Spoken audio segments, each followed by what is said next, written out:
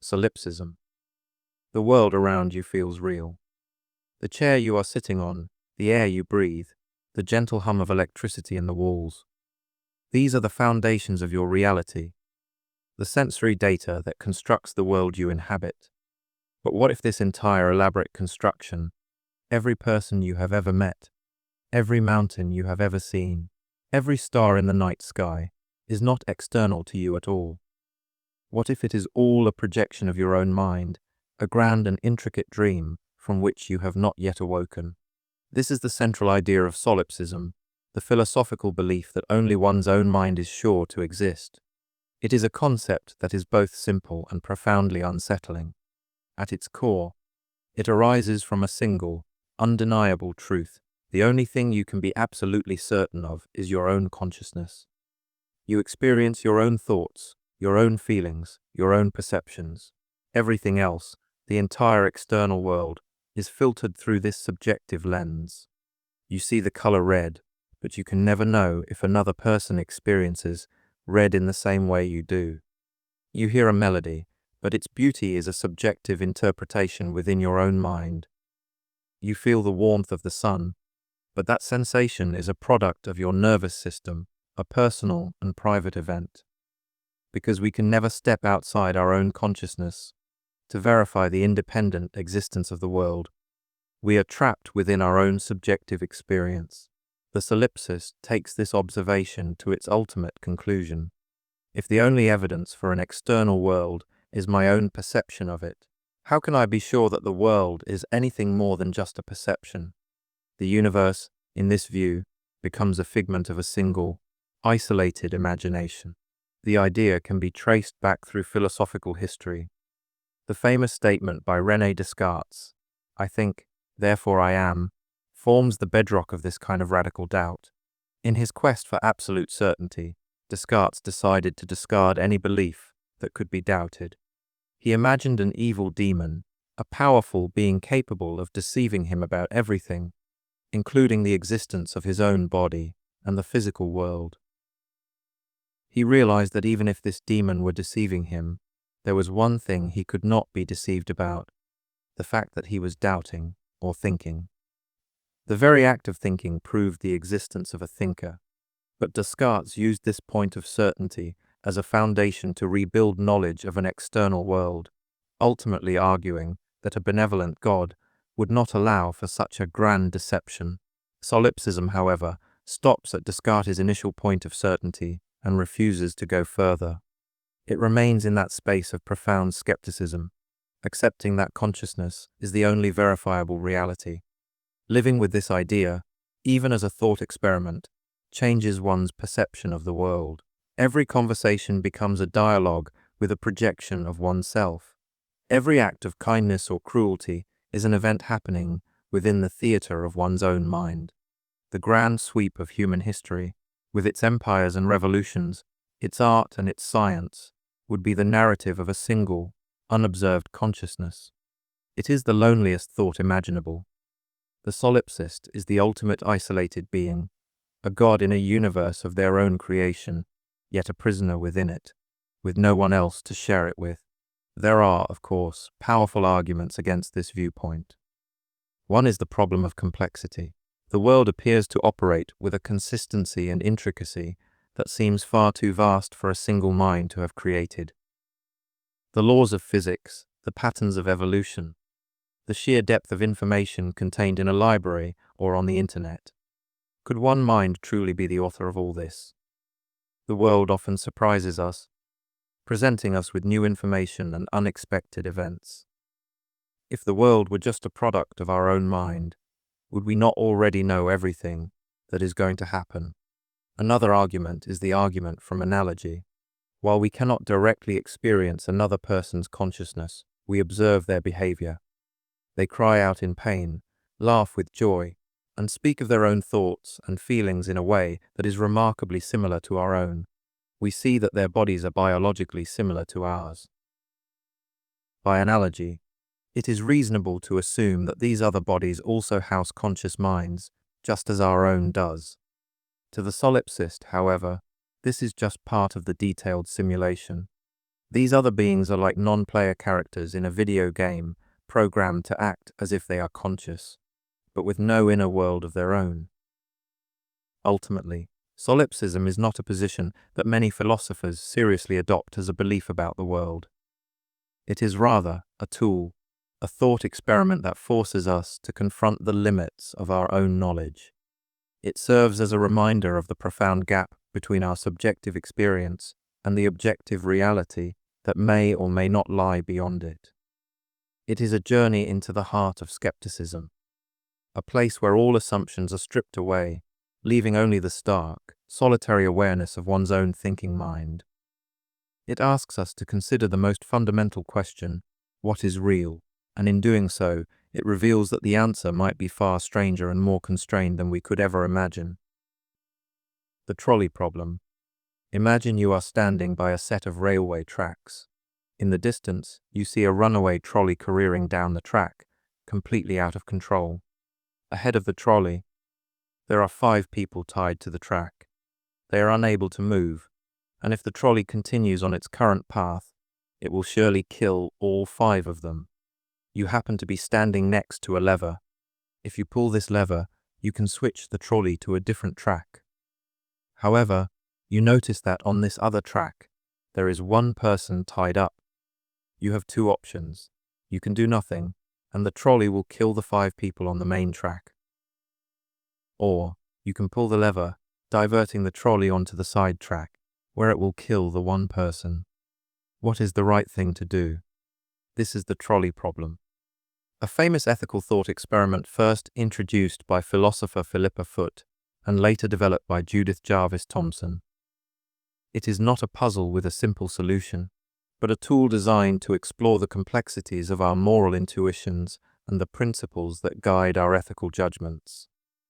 Most people, when presented with this scenario, say that they would pull the lever. The reasoning is straightforwardly utilitarian. Utilitarianism is an ethical framework that suggests the most moral action is the one that produces the greatest good for the greatest number of people. In this case, saving 5 lives at the cost of 1 life results in a net gain of 4 lives saved. It is a grim calculation, but from a purely utilitarian perspective, pulling the lever is the obvious choice. It maximizes well-being, or at least minimizes harm. But now, let's consider a variation of the problem. Imagine the same out-of-control trolley heading toward 5 people on the track. This time, you are not standing next to a lever. You are on a footbridge overlooking the track, between the approaching trolley and the 5 people. Next to you on the bridge is a very large man. You realize that the only way to stop the trolley and save the 5 people is to push the large man off the bridge and onto the track below. His body is heavy enough to stop the trolley. He will die, but the 5 people will be saved. Do you push him? Suddenly, the choice becomes much more difficult. The mathematics are identical. 1 life is sacrificed to save 5. Yet, most people who would pull the lever in the first scenario feel a strong intuitive revulsion to pushing the man in the second. The thought of actively, physically pushing someone to their death feels different, more personal, more like a direct act of murder. This stark difference in our reactions to the 2 scenarios reveals a conflict between different ethical frameworks. The first scenario activates our utilitarian, calculating mode of thought. The second scenario activates a different kind of moral reasoning, often associated with deontology. Deontology is an ethical theory that focuses on rules and duties. It argues that certain actions are inherently right or wrong, regardless of their consequences. A deontological perspective might hold that there is a strict rule against intentionally killing an innocent person. In the first case, the death of the person on the side track is a foreseen but unintended consequence of diverting the threat. In the second case, you are using the man as a means to an end, intentionally causing his death to save others. His death is the very mechanism by which you achieve your goal. The trolley problem forces us to confront this tension between consequentialist ethics, which judges actions by their outcomes, and deontological ethics, which judges actions by their adherence to moral rules. It reveals that our moral intuitions are not always consistent and can be swayed by factors like personal involvement and the distinction between killing and letting die. Neuroscientists have studied this problem using brain imaging technology. They have found that the original lever scenario tends to activate areas of the brain associated with rational calculation and problem solving.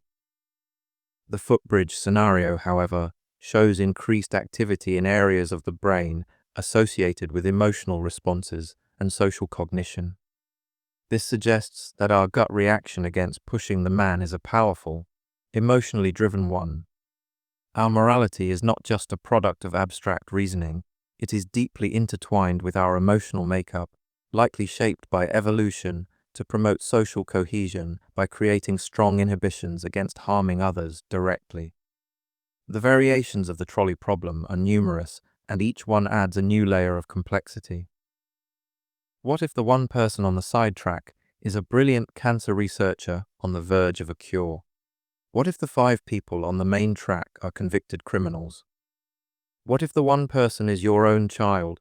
These questions push our ethical frameworks to their breaking points and show how difficult it is to create a single, universally applicable rule for moral action. The problem is not just a theoretical exercise. It has real-world implications in an age of advancing technology. Engineers designing self-driving cars must program them to make decisions in accident scenarios. Should a car be programmed to swerve to avoid a group of pedestrians, even if it means crashing and killing its own occupant? Should it be able to distinguish between different types of pedestrians? These are, in essence, trolley problems played out in algorithms and code. The choices made by programmers will have life and death consequences, and they must be based on some underlying ethical principle. Ultimately, the trolley problem does not give us an answer. Its purpose is to make us question our own answers. It is a mirror that reflects the intricate, often contradictory, workings of our moral minds. It shows that our ethical landscape is not a simple map with clear paths, but a complex terrain of competing principles, gut feelings, and difficult trade-offs. It leaves us with the unsettling awareness that being a good person is not always about finding the right answer, but about grappling honestly with the weight of impossible choices. The brain in a vat. Imagine that you are not, in fact, reading these words. Imagine that your physical body does not exist as you perceive it. Instead, you are nothing more than a brain, floating in a vat of life-sustaining fluid. A team of brilliant scientists has removed your brain from your body at birth and connected its neurons to a supercomputer. This computer is responsible for generating every single sensation, every experience, and every memory that you have ever had. The world you believe you live in, the people you know, the body you feel you inhabit, are all part of an elaborate, perfectly rendered artificial reality. This is the brain in a vat thought experiment, a modern incarnation of René Descartes' evil demon problem. It is a powerful tool of philosophical skepticism, designed to challenge our most fundamental assumptions about reality and our knowledge of it. If you were this brain in a vat, your experience of the world would be completely indistinguishable from the experience of a person with a real body in a real physical world. The signals sent to your brain by the computer would be identical to the signals that would be sent by your sensory organs in a normal life. You would feel the prick of a needle, taste the sweetness of a strawberry, and see the deep blue of the sky, all because the computer was feeding your brain the appropriate electrical impulses. The terrifying question at the heart of this thought experiment is this: how could you possibly know that you are not a brain in a vat? Any evidence you might point to in order to prove you are in the real world could simply be another part of the simulation. If you were to see the scientists and the vat, that experience itself could be just another layer of the computer program, designed to placate your suspicions. If you tried to perform an action that would be impossible within the simulation, the computer could simply adjust the rules of the simulation to accommodate it, or it could prevent you from ever conceiving of the action in the first place. This scenario attacks the very foundation of empirical knowledge, which is the idea that we can trust our senses to give us information about an external world. The brain in a vat suggests that our senses can be perfectly mimicked, and therefore, they cannot be a reliable guide to the true nature of reality. Everything we believe to be true about the world, from the existence of our own hands to the laws of physics, becomes subject to a profound and inescapable doubt. This thought experiment forces us to consider what it means to be real. Is reality defined by our experience of it, or by something that exists independently of our minds? If a simulated world is subjectively indistinguishable from a real one, is there any meaningful difference between the two? The philosopher Hilary Putnam, who popularized this thought experiment, argued that the statement, "I am a brain in a vat," is self-refuting. He suggested that for our words to refer to real things, there must be a causal connection between the word and the object. For example, when we say the word tree, it refers to actual trees that we have seen and interacted with. A brain in a vat, however, has never seen a real tree or a real vat. Its experience of these things is purely simulated. Therefore, when the brain in a vat thinks, "I am a brain in a vat," its words, brain, and vat, do not refer to real brains and vats in the external world, but rather to the simulated images or ideas of brains and vats within its program. As such, the statement cannot be true in the way it intends. This argument, while clever, does not fully dispel the unease that the thought experiment creates. The core of the problem remains the possibility that our experience of reality is a complete fabrication. This idea has become a common trope in science fiction, most famously in the movie The Matrix, where humanity is unknowingly trapped in a simulated reality while their bodies are used as an energy source by intelligent machines. These stories tap into a deep-seated anxiety about the authenticity of our lives and the possibility that we are living in a form of invisible prison. The brain in Avat scenario also raises questions about meaning and value. If our lives are a simulation, do our choices and actions still have meaning? If our relationships are with simulated people, can they still be a source of genuine love and connection? Some might argue that meaning is a subjective quality, and as long as the experiences feel real and meaningful to us, it does not matter whether they are grounded in an external, physical reality. Others might feel that a simulated life is inherently empty, a pale imitation of what a true, authentic existence would be. Ultimately, the brain in a vat is not a problem that can be definitively solved. We can never prove that we are not living in such a scenario. Its value lies not in providing an answer, but in forcing us to question the nature of our reality. It pushes us to the limits of skepticism and challenges us to think more deeply about what we mean by words like knowledge, reality, and truth.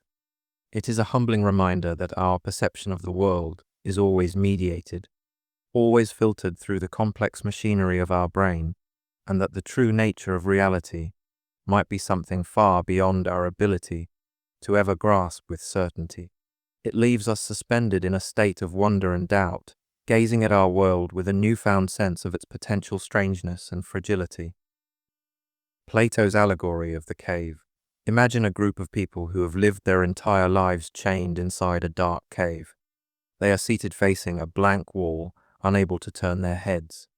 Behind them, a fire burns, and between the fire and the prisoners, there is a raised walkway.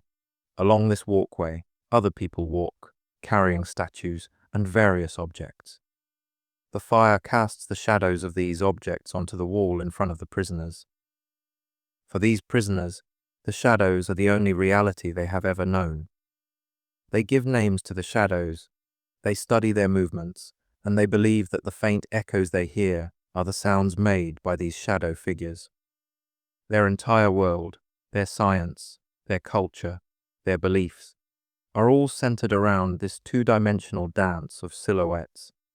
This is the setting for Plato's allegory of the cave, one of the most famous and influential thought experiments in the history of Western philosophy.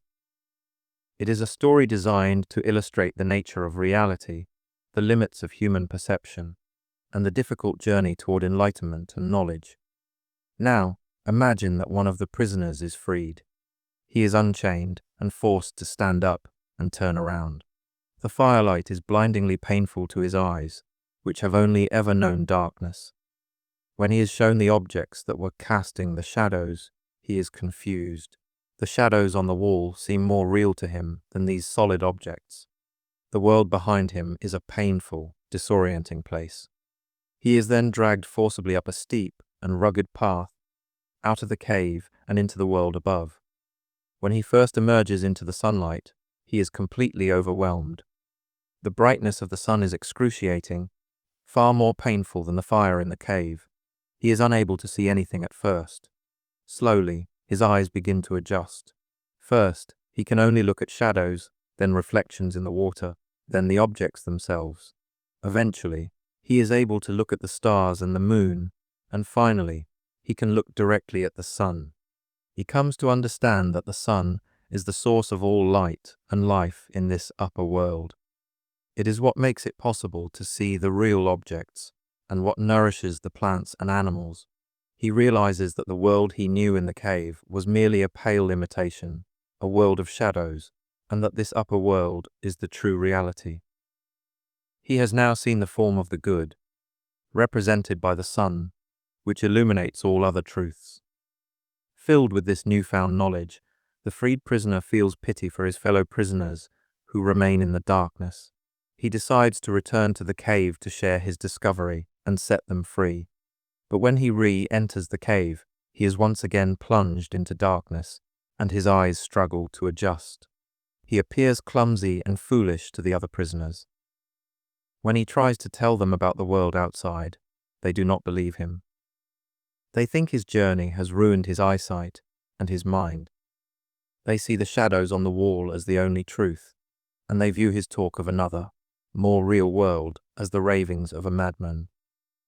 If he tries to unchain them and lead them out of the cave, they will resist, and if they could, they would kill him for attempting to destroy their reality. This allegory operates on many levels. On one level, it is a theory of knowledge, distinguishing between the world of appearances, the shadows on the wall, and the world of the forms, the true reality that can only be grasped through reason and philosophy. The journey out of the cave represents the process of philosophical education, a difficult and often painful ascent from ignorance to enlightenment. On another level, it is a political allegory.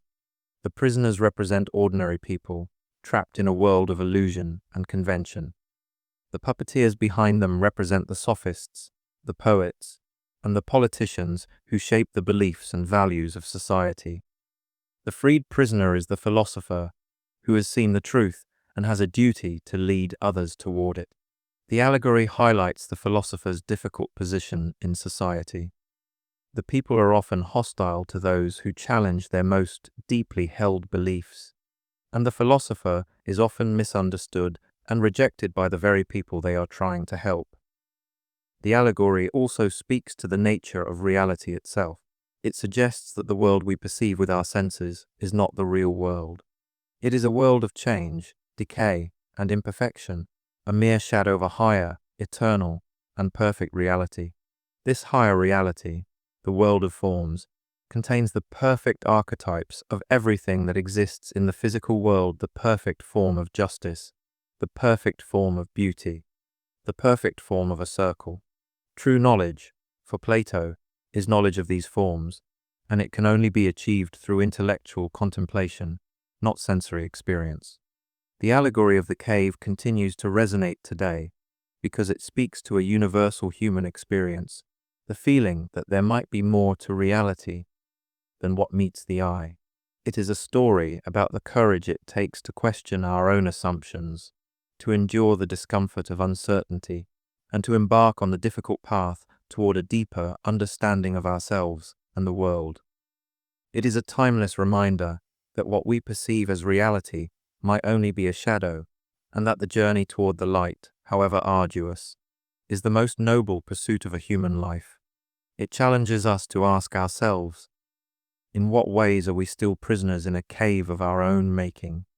And do we have the courage to turn toward the light? The ship of Theseus. Consider a famous ship, the ship of Theseus, the mythical founder king of Athens. It is preserved in a harbor as a museum piece, a tribute to his legendary voyages. Over the years, the wooden planks of the ship begin to rot. To maintain the ship, the rotting planks are removed one by one and replaced with new, identical planks made of the same type of wood. After a few decades, every single plank, every oar, every part of the original ship has been replaced. The question is this: is the ship in the harbor still the ship of Theseus? Most people might be inclined to say yes. It has the same design. It occupies the same space in the museum, and it serves the same function as a monument. It has a continuous history. There was never a moment when the ship ceased to exist. The changes were gradual, and the form and function remained the same. Now, let's introduce a complication. Imagine that the curator of the museum has been collecting all the old, rotten planks that were removed from the ship. Over the years, he carefully stores them in a warehouse. Once all the original planks have been replaced, he takes all the old, original planks and reassembles them, putting them back together in their original configuration. He now has a ship that is made of all the original pieces of the ship of Theseus. Now we have two ships. One is in the harbor, made of all new planks but having a continuous history as the monument. The other is in the warehouse, made of all the original planks but having been in a state of disassembly for years. Which of these two ships is the true ship of Theseus? This is the ship of Theseus paradox, a thought experiment that has been debated by philosophers for centuries, from Plato and Plutarch to Thomas Hobbes and John Locke. It is a puzzle about the nature of identity and persistence through time and change. What does it mean for an object or a person to be the same thing over time? If you argue that the ship in the harbor is the real one, you are prioritizing the continuity of form and history. You believe that an object can survive the gradual replacement of its parts, as long as it maintains its structure and its historical connection to its past self. This seems intuitive. After all, our own bodies are constantly replacing their cells. Every 7 to 10 years, virtually every cell in your body has been replaced. Yet you do not consider yourself to be a different person. You have a continuity of memory, personality, and consciousness that persists through this constant material change. However, if you argue that the reassembled ship in the warehouse is the real ship of Theseus, you are prioritizing the material composition. You believe that an object's identity is tied to the specific matter it is made of. This also has an intuitive appeal. If an object is nothing more than the sum of its parts, then the ship made of the original parts must be the original ship. The paradox arises because we have conflicting intuitions about what constitutes identity. We seem to believe in both continuity of form and material composition, and the thought experiment is designed to pit these two beliefs against each other. There is no easy answer, and philosophers have proposed various solutions. One approach is to say that our concept of identity is simply not equipped to handle such strange cases. In ordinary life, we do not encounter situations where all the parts of an object are replaced, and then the original parts are reassembled. Our language and our concepts of identity evolved to deal with a world where such things do not happen. In this view, there is no single correct answer to the question, because the question itself is flawed. Both ships have a claim to the title, and we simply have to decide which claim we find more compelling, or perhaps conclude that the notion of the one true ship is meaningless in this context. Another approach, often associated with the philosopher David Hume, would be to suggest that our belief in a persistent identity over time is itself a kind of fiction. We observe a series of related but distinct objects or experiences, and our mind creates the illusion of a single, enduring self or object. There is no underlying shipness that persists through time, only a succession of ship stages that are causally connected. From this perspective, Both ships are just collections of planks, and the title, Ship of Theseus, is just a label that we can apply as we see fit. The Ship of Theseus paradox is not just an abstract puzzle about inanimate objects. It forces us to confront deep questions about our own identity. What makes you the same person you were 10 years ago? Is it your body? Your body has changed. Is it your memories? Your memories can be forgotten or distorted. Is it your personality? Your personality can evolve over time. The paradox reveals that our sense of a stable, enduring self may be more fragile and complex than we assume. It suggests that identity is not a static thing, but a dynamic process, a story that we tell about a collection of changing parts. It leaves us with the unsettling but fascinating question: if all your parts, both physical and psychological, were to be replaced, at what point would you cease to be you? Eternal recurrence. Imagine that your life, with every detail, every joy and every sorrow, every trivial moment and every profound decision, will be repeated. Not just once, but an infinite number of times. You will be born again into the same circumstances, with the same parents, the same body, and the same mind. You will live the exact same sequence of events, making the exact same choices, feeling the exact same emotions, and dying the exact same death. And after you die, the cycle will begin anew endlessly, for all of eternity. There is no escape, no progress, no final destination. There is only this life, lived over and over again. This is the concept of eternal recurrence, or eternal return, a thought experiment most famously associated with the philosopher Friedrich Nietzsche. He called it the heaviest weight, the most terrifying and paralyzing idea that a human being could ever confront. He introduces it not as a metaphysical truth about the nature of the universe, but as a hypothetical question. What if a demon were to creep after you into your loneliest loneliness and say to you, "This life as you now live it, and have lived it, you will have to live once more and innumerable times more, and there will be nothing new in it, but every pain and every joy and every thought and sigh, and everything unutterably small or great in your life will have to return to you, all in the same succession and sequence." How would you react to this news? Would you throw yourself down and gnash your teeth and curse the demon who spoke thus? Or would you see it as a divine and liberating revelation? Nietzsche believed that one's reaction to this idea would be the ultimate test of one's character and one's attitude toward life. The person who is weak, filled with regret, and dissatisfied with their life would be crushed by the thought of having to endure it endlessly. The eternal repetition of their suffering and mediocrity would be an unbearable torment, a vision of hell. But for another kind of person, the one Nietzsche called the Übermensch, or Superman, the idea of eternal recurrence would be a cause for celebration. This is the individual who has embraced their life in its entirety, who has affirmed every moment, the good and the bad, the beautiful and the ugly. This person has lived with such passion, creativity, and strength that they would joyfully welcome the chance to live it all again. To say yes to one moment of your life, for Nietzsche, is to say yes to all of it and to wish for it to be repeated forever. Eternal recurrence is not just a test. It is an ethical framework.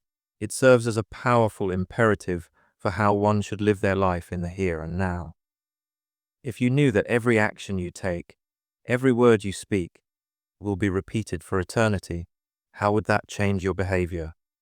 You would be forced to act in such a way that you could will the eternal repetition of your actions. It transforms the question, is this action good or bad, into the question, is this action something I would want to do again and again for all time? It imbues every moment with an immense weight and significance. There are no trivial moments in a life that is to be eternally repeated. Every choice becomes a choice for all eternity. This concept is a radical rejection of any kind of escapism or otherworldly salvation. Many philosophies and religions offer the promise of a better life after death, a heaven or a state of nirvana where the sufferings of this world will be redeemed. Nietzsche saw these ideas as life-denying, as they devalue our present existence in favor of a hypothetical future one. Eternal recurrence forces us to find all meaning and value within this life, this world, as it is. It demands that we create a life so meaningful and fulfilling that we would not want to escape it, but rather embrace its endless return. The idea also challenges our conventional notions of time. We tend to see time as a linear progression, moving from a past through a present to a future. This linear view allows us to dismiss the past as gone and to place our hopes in a future that will be different and better. Eternal recurrence replaces this linear view with a cyclical one. The future will not be a new and different land, it will be a return of the past. This forces us to confront our past not as something that is over, but as something that is eternally present in the cycle of our lives. We cannot escape our regrets by moving forward. We must overcome them by affirming the life that contained them. Whether or not eternal recurrence is a literal truth about the cosmos is, for Nietzsche, beside the point. Its power lies in its psychological and philosophical impact. It is a thought experiment that functions as a kind of spiritual exercise, a tool for self-transformation. It is a call to live with courage, to take full responsibility for one's life, and to create a self that is strong enough to bear the heaviest weight, the weight of an eternal yes to one's own existence. It asks us to live in such a way that if we were offered the chance to live our life again, exactly as it was, we would not hesitate to accept the offer, and in fact, we would greet it with a triumphant sense of joy. Qualia. Imagine the color red. Not the word, red, not the wavelength of light that we call red, but the actual subjective, private experience of seeing red. That raw feeling, that reddishness, is what philosophers call a quale, or qualia in the plural. Now, try to describe that experience to someone who has been blind from birth. You can tell them about the science of light waves. You can use metaphors like, red is the color of passion, or red is warm, but you can never convey the actual inner sensation of seeing red. That experience is inherently private and non-communicable. Qualia are the subjective qualities of our conscious experience. They are the what it is like aspect of our mental states. What it is like to taste a lemon, what it is like to feel pain, what it is like to hear the sound of a cello, what it is like to feel a sense of nostalgia. These are all examples of qualia. They are the rich, textured fabric of our inner world. The problem of qualia is one of the most profound and difficult challenges in the philosophy of mind and cognitive science. It is at the heart of what is known as the hard problem of consciousness. The easy problems of consciousness involve understanding the brain's functions, how it processes information, how it controls behavior, how it integrates sensory data. These are complex problems, but scientists believe that they can, in principle, be solved through neuroscience and computational models. The hard problem, however, is to explain why and how any of this brain processing should be accompanied by subjective experience at all. Why does the firing of certain neurons in the visual cortex produce the rich, vivid experience of seeing the color red? Why is there something it is like to be a conscious being? This is the explanatory gap between the physical world of brain states and the mental world of subjective experience. One of the most famous thought experiments designed to highlight this problem is the Mary's Room argument proposed by the philosopher Frank Jackson. Imagine a brilliant neuroscientist named Mary who has spent her entire life in a black and white room. She has learned everything there is to know about the science of color vision. She knows the physics of light, the anatomy of the eye, and the neurology of the brain. She knows exactly what happens in a person's brain when they look at a red tomato. The question is, if Mary is released from her black and white room and sees the color red for the first time, does she learn something new? It seems intuitively obvious that she does. She learns what it is like to see red. This new knowledge is not factual information. She already had all the factual information. It is a new kind of knowledge. Knowledge of a subjective experience, a quale. If this is true, it suggests that there are facts about the world the facts about conscious experience, that cannot be captured by physical science alone. It implies that a purely physicalist or materialist view of the mind, which holds that everything is ultimately physical, is incomplete. This has led some philosophers to argue for a form of dualism, the idea that the mind and the body are two fundamentally different kinds of things. The brain is a physical object, but consciousness, with its qualia, is non-physical. The problem with dualism, however, is that it is difficult to explain how a non-physical mind could interact with a physical brain. How could the non-physical feeling of wanting to raise your arm cause the physical neurons in your brain to fire and move your arm? Other philosophers, known as physicalists, have tried to argue that qualia are not as mysterious as they seem. Some, called eliminative materialists, argue that qualia do not actually exist. They are an illusion, a leftover from an outdated folk psychology. Just as we no longer believe in demons or humors to explain diseases, they argue that we will eventually discard the notion of subjective experience as our understanding of the brain advances. To most people, however, this view seems to miss the point entirely, as the one thing we are most certain of is our own conscious experience. Another physicalist approach is to argue that Mary does not learn a new fact when she sees red, but rather gains a new ability. She gains the ability to recognize, imagine, and remember the color red. This is a form of know-how, rather than know that. While this is a plausible argument, many feel that it still does not capture the essence of what Mary gains, the raw feel of the experience itself. The problem of qualia remains one of the greatest unsolved mysteries in science and philosophy. It marks the boundary of our current understanding of the universe. We can map the brain, we can model its processes, but we have yet to build a bridge across the explanatory gap that separates the objective world of matter and energy from the subjective world of our innermost feelings and sensations. Qualia are the ghosts in the machine, the colorful, vibrant, and deeply personal experiences that make life what it is, and they stand as a constant, humbling reminder that there may be more to reality than can be measured, dissected, and explained by our current scientific tools. Determinism vs. free will. Consider the act of choosing what to eat for dinner. It feels as though you are in complete control. You weigh your options, you consider your preferences, and you freely make a choice.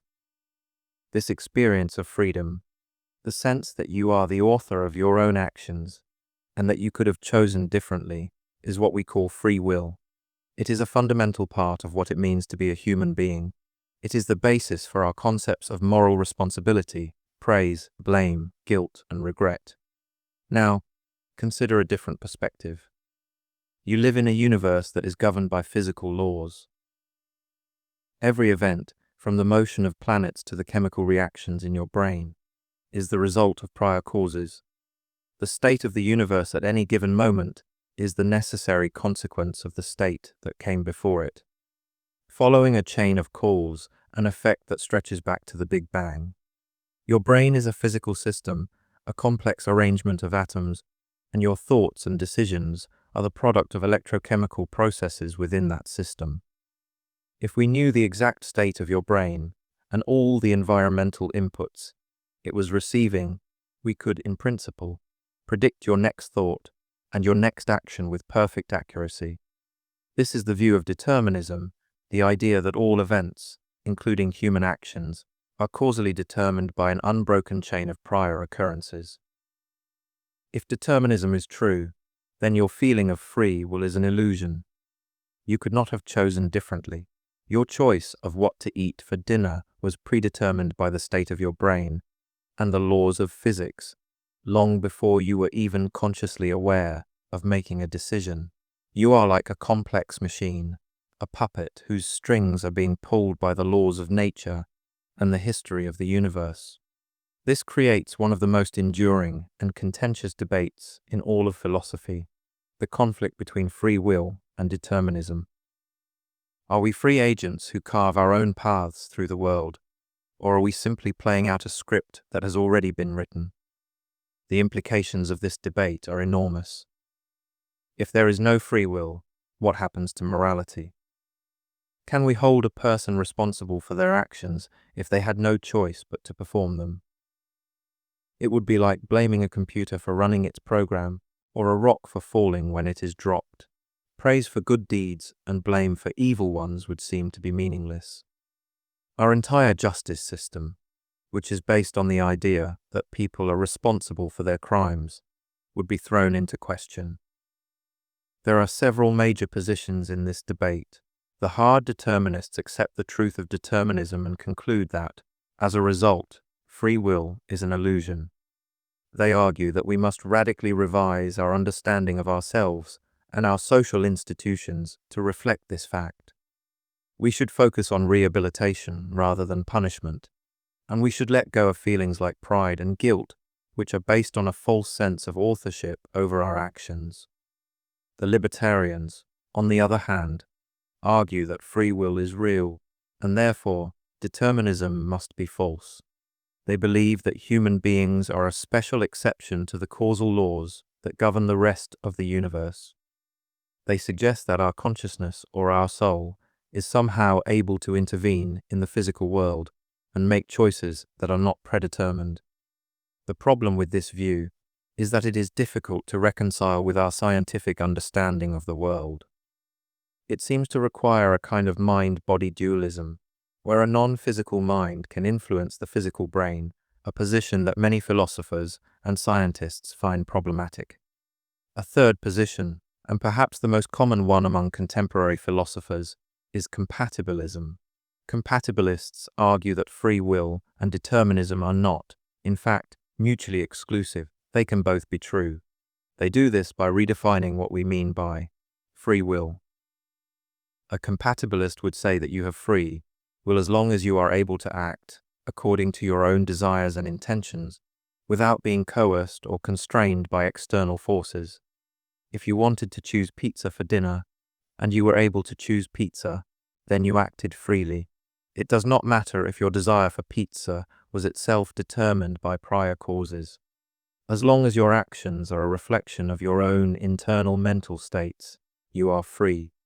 To the hard determinist, this is a watered-down and unsatisfying version of free will. It is the freedom of a river to flow along its predetermined course. But to the compatibilist, it is the only kind of freedom worth having. It is the freedom that allows us to be the source of our own actions, even if that source is itself part of the causal fabric of the universe. The debate has also been influenced by developments in modern physics. The quantum mechanical world at the subatomic level appears to be probabilistic, not deterministic. Some have suggested that this quantum indeterminacy could be the source of our free will, allowing for a break in the chain of cause and effect. However, it is not clear how random quantum events in the brain could translate into the kind of purposeful, rational control that we associate with free will. Randomness is not the same as freedom. The conflict between free will and determinism touches on our deepest sense of who we are. It forces us to confront the relationship between our conscious self and the physical world we inhabit. Are we the authors of our own stories, or are we merely characters in a story that is being told by the universe? The answer remains elusive, hidden in the complex interplay of brain-mind and the fundamental laws of reality. It is a question that challenges us to think about the nature of choice, responsibility, and what it truly means to be a person. Zeno's paradoxes. Imagine you wish to walk across a room. To do so, you must first travel half the distance to the other side. This seems simple enough. But once you have traveled that first half, you must then travel half of the remaining distance. And once you have covered that quarter of the room, you must then travel half of the new remaining distance, which is an eighth of the total. This process continues infinitely. You must always cover half of the distance that remains. And since any distance can be divided in half, you are faced with an infinite number of tasks to complete. How then can you ever reach the other side of the room? It seems that movement over any distance is logically impossible. This is the dichotomy paradox. one of several brilliant and perplexing thought experiments devised by the ancient Greek philosopher Zeno of Elea. Zeno was a student of the philosopher Parmenides, who argued that reality is a single, unchanging, and indivisible whole. He believed that all change, motion, and plurality are illusions of the senses. Zeno's paradoxes were not intended to be playful brain teasers. They were serious arguments designed to defend his master's strange worldview by demonstrating the logical absurdities that arise from our common-sense belief in motion and division. Another of his famous paradoxes is that of Achilles and the tortoise. The swift-footed warrior Achilles is to race against a slow tortoise. Being a sporting hero, Achilles gives the tortoise a head start. The race begins. In the time it takes Achilles to run from his starting line to the tortoise's starting line, the tortoise has, of course, moved forward a small distance. Now, Achilles must cover this new, smaller distance to catch up. But in the time it takes him to do that, the tortoise has moved forward yet again another, even smaller distance. This continues ad infinitum. Every time Achilles reaches the point where the tortoise was, the tortoise has already advanced a little bit further. It seems that Achilles can never actually overtake the tortoise, because he must first cover an infinite number of ever-decreasing distances. A third paradox is the arrow paradox. Consider an arrow in flight. At any single instantaneous moment in time, the arrow is in a specific location in space. If the moment is truly instantaneous, with no duration, then the arrow does not have time to move. It is, in that instant, at rest. But if time is nothing more than a series of these instants, and at every instant the arrow is at rest, how can it ever be in motion? The flight of the arrow becomes a cinematic illusion, a series of still frames that our minds perceive as movement. For over 2,000 years, these paradoxes have stumped philosophers, mathematicians, and physicists.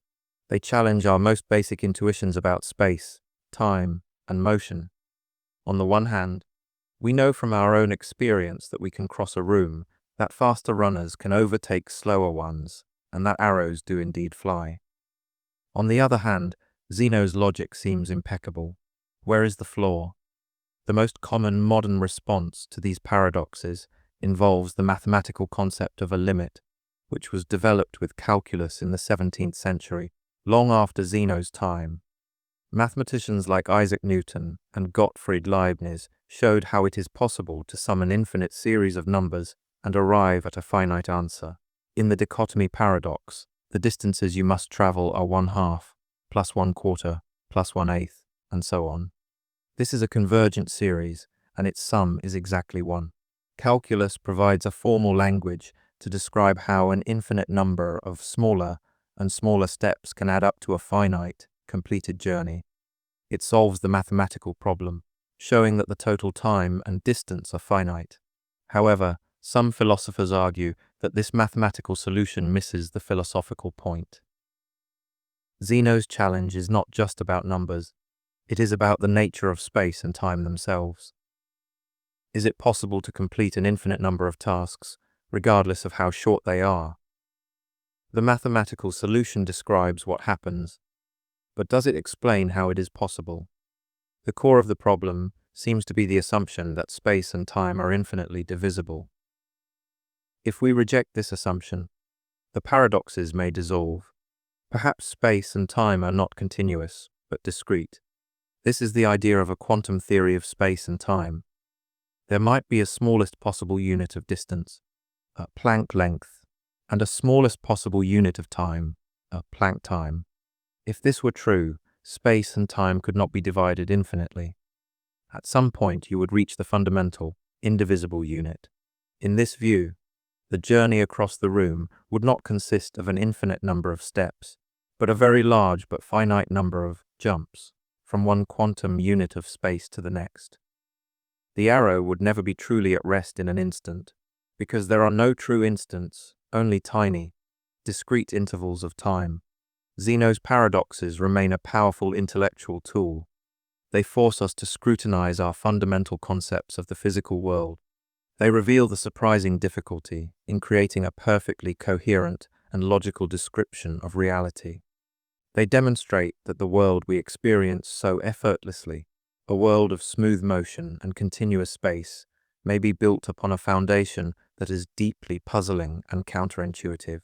Whether the solution lies in the elegant summations of calculus or in a radical rethinking of the fabric of space-time itself, the paradoxes of Zeno serve as a timeless reminder that the simplest of acts, like walking across a room, can contain the deepest of mysteries.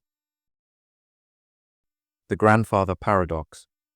Imagine you have invented a time machine. You decide to conduct a daring experiment, to travel back into the past and meet your own grandfather. You step into your machine, turn the dials, and arrive in an era long before your birth. You find your grandfather as a young, unmarried man. However, during your visit, an accident occurs. You get into an argument, or you cause him to fall into the path of a moving vehicle, and your grandfather dies before he ever has a chance to meet your grandmother. A profound and terrifying question immediately arises. If your grandfather died as a young man, he could not have had children. This means your own mother or father would never have been born. And if they were never born, you could not have been born either. But if you were never born, how could you have traveled back in time to kill your grandfather in the first place? The very act of killing your grandfather erases the possibility of you ever being able to commit the act. You are trapped in a logical contradiction, a causal loop that seems to have no resolution. This is the grandfather paradox, the most famous and perplexing paradox of time travel. The paradox is a direct challenge to the logical possibility of traveling into the past. It suggests that any action that would alter the past in such a way as to prevent the time travel from happening in the first place would create a state of affairs that is fundamentally incoherent.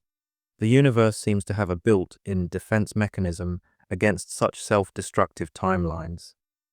Philosophers and physicists have proposed several possible resolutions to this conundrum, each with its own strange and fascinating implications for the nature of time and reality. One of the simplest solutions is that time travel into the past is simply impossible.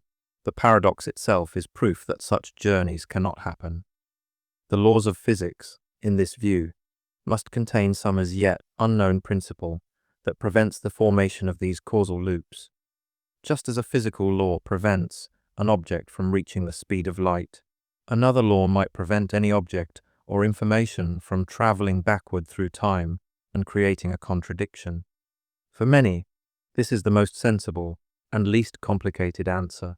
Another solution is the fixed timeline, or Novikov's self-consistency principle. This theory suggests that you can travel into the past, but you are incapable of changing it in any way that would create a paradox. The timeline is fixed and self-consistent. If you travel back to kill your grandfather, you will fail. Your gun will jam, you will slip on a banana peel at the crucial moment, or you will find that the man you thought was your grandfather was actually someone else entirely. Perhaps your very presence in the past is the event that causes your grandparents to meet. You might try to prevent them from meeting, but your actions inadvertently become the very reason they get together. In this view, you do not have free will in the past. You are a part of a pre-existing, unchangeable history. Your actions are not your own. They are simply the playing out of a script that has already been written. You cannot change history because you are already a part of history. A third, and perhaps the most popular solution in science fiction, is the multiverse, or many worlds, interpretation. This theory proposes that when you travel back in time and alter a past event, you do not change your own past. Instead, your action causes the timeline to split, creating a new, alternate universe. In this new universe, your grandfather is dead, and you will never be born in that timeline. But this does not affect your original universe, from which you came. You still exist because you are from a timeline where your grandfather lived and had children. You have simply become a visitor, an anomaly, in a new parallel reality that you have created. This neatly resolves the paradox but at the cost of postulating an infinite number of parallel universes branching off at every moment a different quantum outcome is possible. The universe becomes an infinitely branching tree of alternate histories. Each of these solutions forces us to adopt a strange and counterintuitive view of the world. We must either abandon the dream of time travel, accept that we have no free will in the past, or believe in the existence of an infinite number of parallel realities. The grandfather paradox is more than just a science fiction trope. It is a serious tool for exploring the logical structure of causality and time. It pushes up against the limits of our understanding and forces us to consider that the nature of time might be far more complex and bizarre than our everyday experience suggests. It leaves us to wonder whether the past is a solid, unchangeable block, a flowing river that can be diverted into new channels, or a forbidden country to which we can never return. The problem of induction. Every morning for your entire life, you have seen the sun rise in the east and set in the west. You have seen gravity pull objects toward the earth every time they are dropped. You have observed that water always boils at 100 degrees Celsius at sea level. Based on these past observations, you form a general conclusion: the sun will always rise in the east, gravity will always work in the same way, and water will always boil under the same conditions. This process of reasoning, moving from specific observations to a general conclusion, is called induction. It is the foundation of the scientific method and the basis for most of our knowledge about the world. But how do we know that induction is a reliable way to gain knowledge? This is the problem of induction, a fundamental issue in the philosophy of science and epistemology, most famously articulated by the Scottish philosopher David Hume. Hume pointed out that when we use inductive reasoning, we are making a hidden assumption. We are assuming that the future will be like the past. We believe that the laws of nature that have held true in all of our past experiences will continue to hold true in the future. But how can we justify this assumption? We cannot prove it with deductive logic. A deductive argument is one where the conclusion is guaranteed to be true if the premises are true. For example, all men are mortal. Socrates is a man. Therefore, Socrates is mortal. There is no way for the conclusion to be false if the premises are true. But we cannot create a similar deductive argument for the principle of induction. There is no logical contradiction in imagining that tomorrow the sun will not rise, or that gravity will suddenly reverse itself. The universe could change its laws at any moment. So, if we cannot justify induction through deduction, perhaps we can justify it through experience. We could argue that induction has always worked in the past.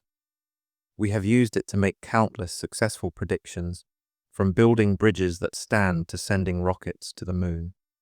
Therefore, we can be confident that it will continue to work in the future. But as Hume brilliantly pointed out, this is a circular argument. We are using induction to justify induction. We are saying that because induction has worked in the past, it will work in the future. But this argument itself relies on the very assumption we are trying to prove, the assumption that the future will be like the past. We are caught in a logical loop, unable to provide an independent justification for our most basic way of knowing about the world. This problem is more than just an abstract philosophical puzzle. It has real implications for the certainty of our scientific knowledge. Science is built on the idea of discovering universal laws that apply everywhere and at all times. But the problem of induction suggests that we can never be absolutely certain that these laws are truly universal. We can only say that they have held true for all of our observations so far. We have no logical guarantee that they will hold true in the next observation we make. A famous illustration of this problem is Bertrand Russell's story of the inductivist turkey. A turkey is brought to a farm, and on the first morning, it is fed at 9 a.m. Being a good inductivist, the turkey begins to collect data. It observes that it is fed every single day at 9 a.m., rain or shine, on Wednesdays and on Sundays, in hot weather and in cold. After hundreds of observations, the turkey becomes very confident in its general law. I am always fed at 9 a.m. The turkey's confidence grows with each passing day. Then, on the morning of Christmas Eve, the farmer comes not with food, but with an axe, and the turkey's inductive belief is shown to be fatally false. The turkey's problem is our problem. We believe that we live in a stable, orderly universe governed by consistent laws, but this belief is an act of faith, not a matter of logical certainty.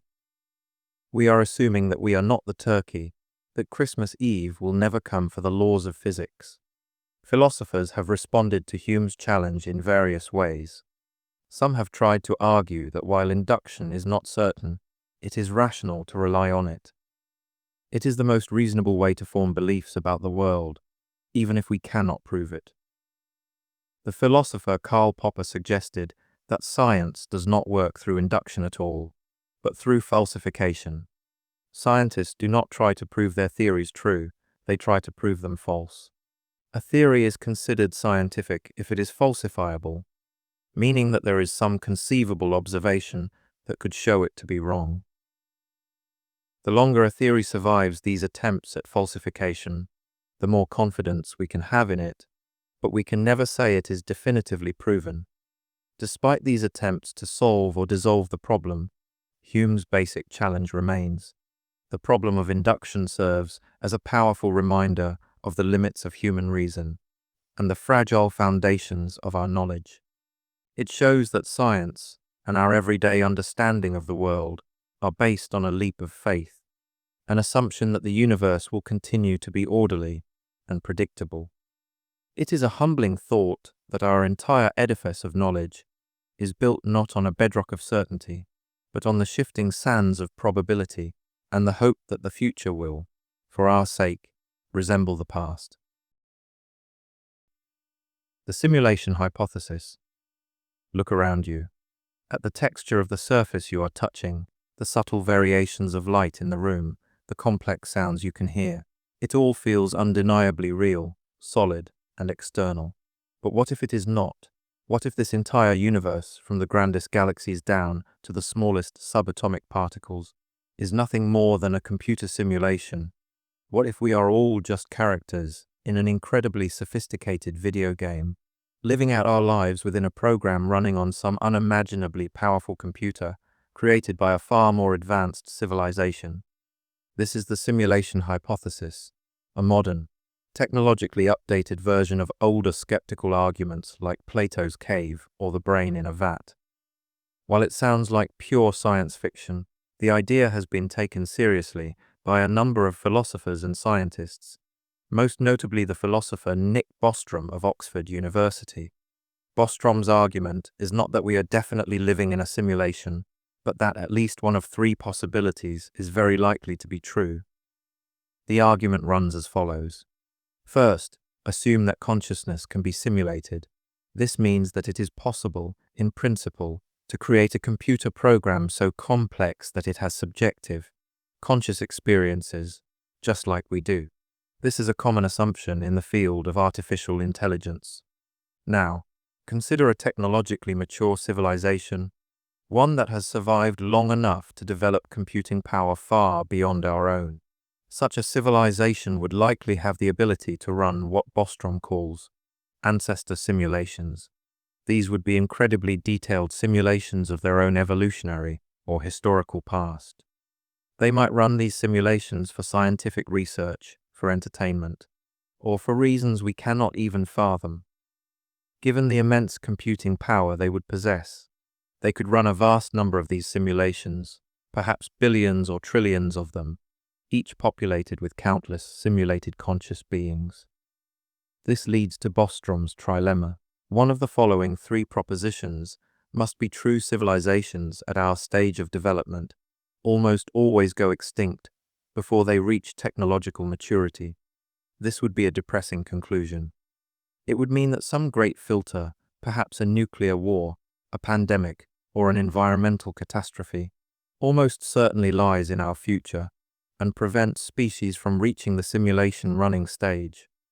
Technologically mature civilizations are almost universally uninterested in running ancestor simulations. Perhaps there is a strong ethical taboo against creating simulated beings who can suffer, or perhaps they simply find it boring. This is possible, but it would require a remarkable convergence of motivations across all possible advanced civilizations. We are almost certainly living in a computer simulation.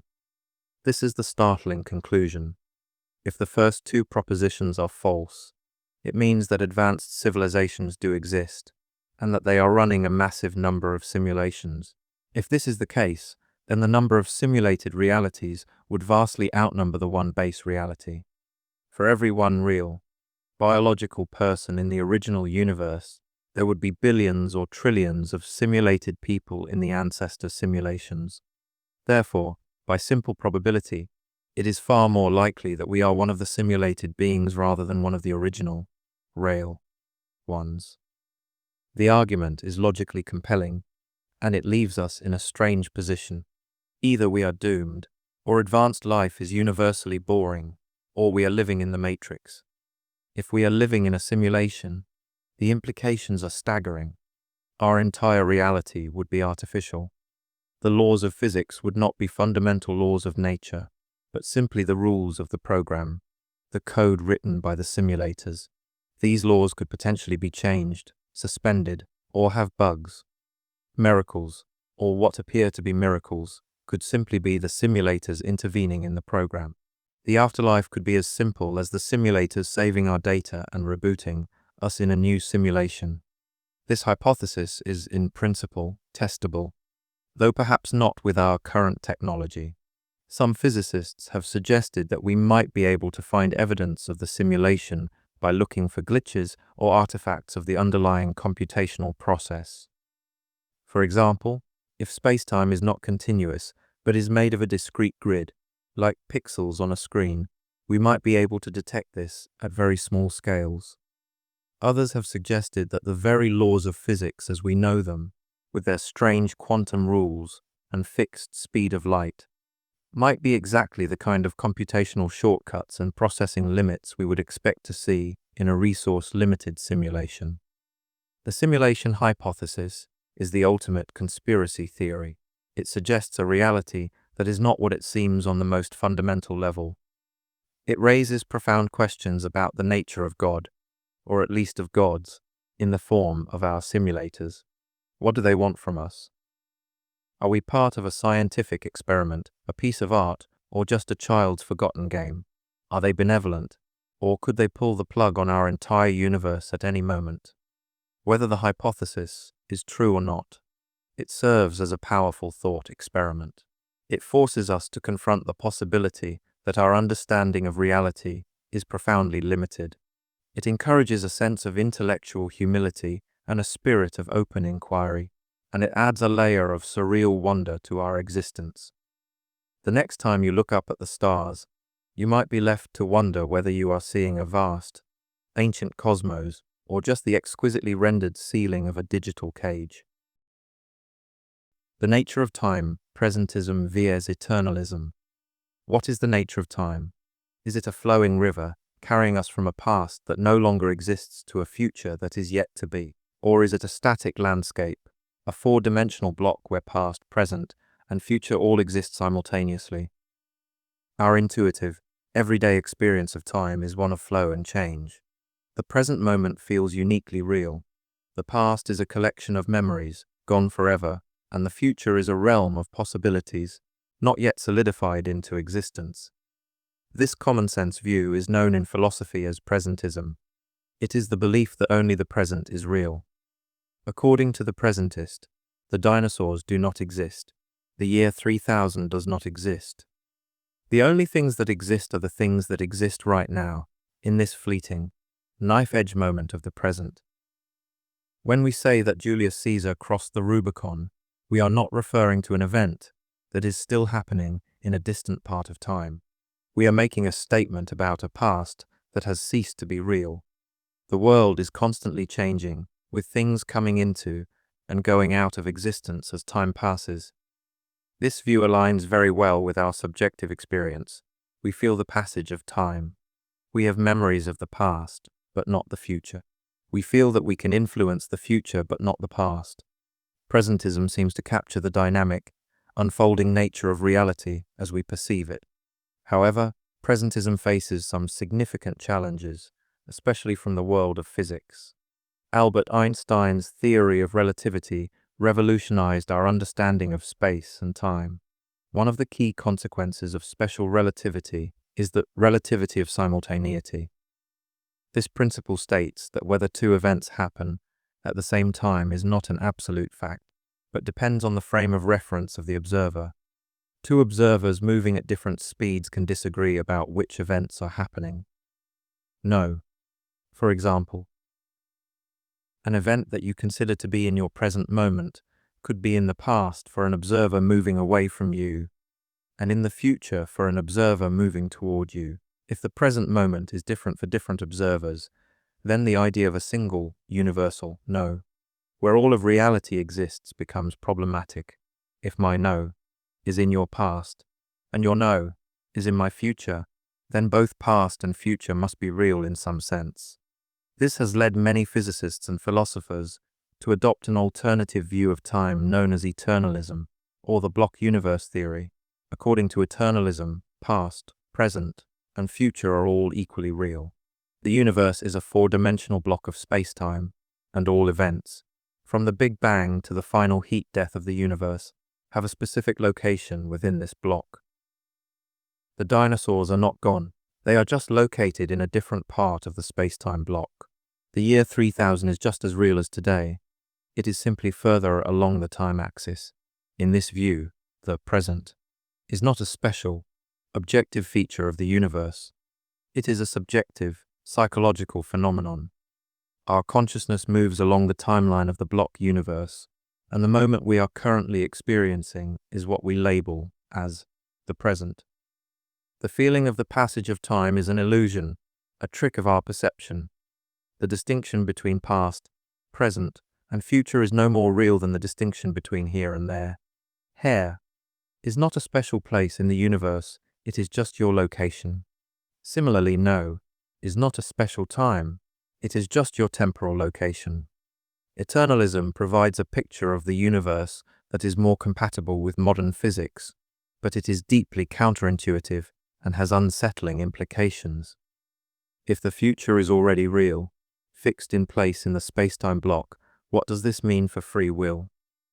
It would seem to suggest a form of determinism, where all our future actions are already written in the fabric of space-time.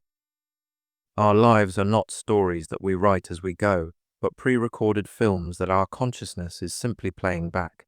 There is also a third major view, known as the growing block theory, which tries to find a middle ground. In this view, the past and the present are real, but the future is not. Reality is a block of space-time that is constantly growing as the present moment adds a new slice of existence onto the end of it. The past is a fixed, unchangeable record, but the future is a realm of genuine, open possibilities. This view preserves the reality of the past, which seems necessary for truth and causality, while also preserving an open future, which seems necessary for free will. However, it still faces the challenge from the relativity of simultaneity, as it relies on a privileged, present moment where the growing happens. The debate between these views of time is a debate about the fundamental structure of reality. Is reality a dynamic, unfolding process centered on a fleeting present moment, or is it a static, timeless whole where all of history exists at once? Our deepest intuitions about change, agency, and existence hang in the balance. The familiar river of time, which we feel carrying us forward every moment of our lives, may, from a higher perspective, be a frozen, crystalline landscape, with all of its twists and turns already laid out from beginning to end. The Chinese room argument. Imagine a man who does not speak or understand any Chinese. He is placed alone in a locked room. In this room, there is a book, which is a set of rules written in English, and several large baskets full of Chinese characters. Occasionally, a slip of paper with a question written in Chinese characters is passed under the door.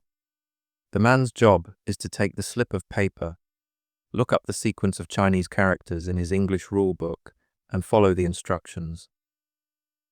The rules might say something like, when you see this sequence of squiggles, go to basket number 3, find the slip with this other sequence of squiggles, and pass it back under the door. The man has no idea what the symbols mean. To him, they are just abstract shapes.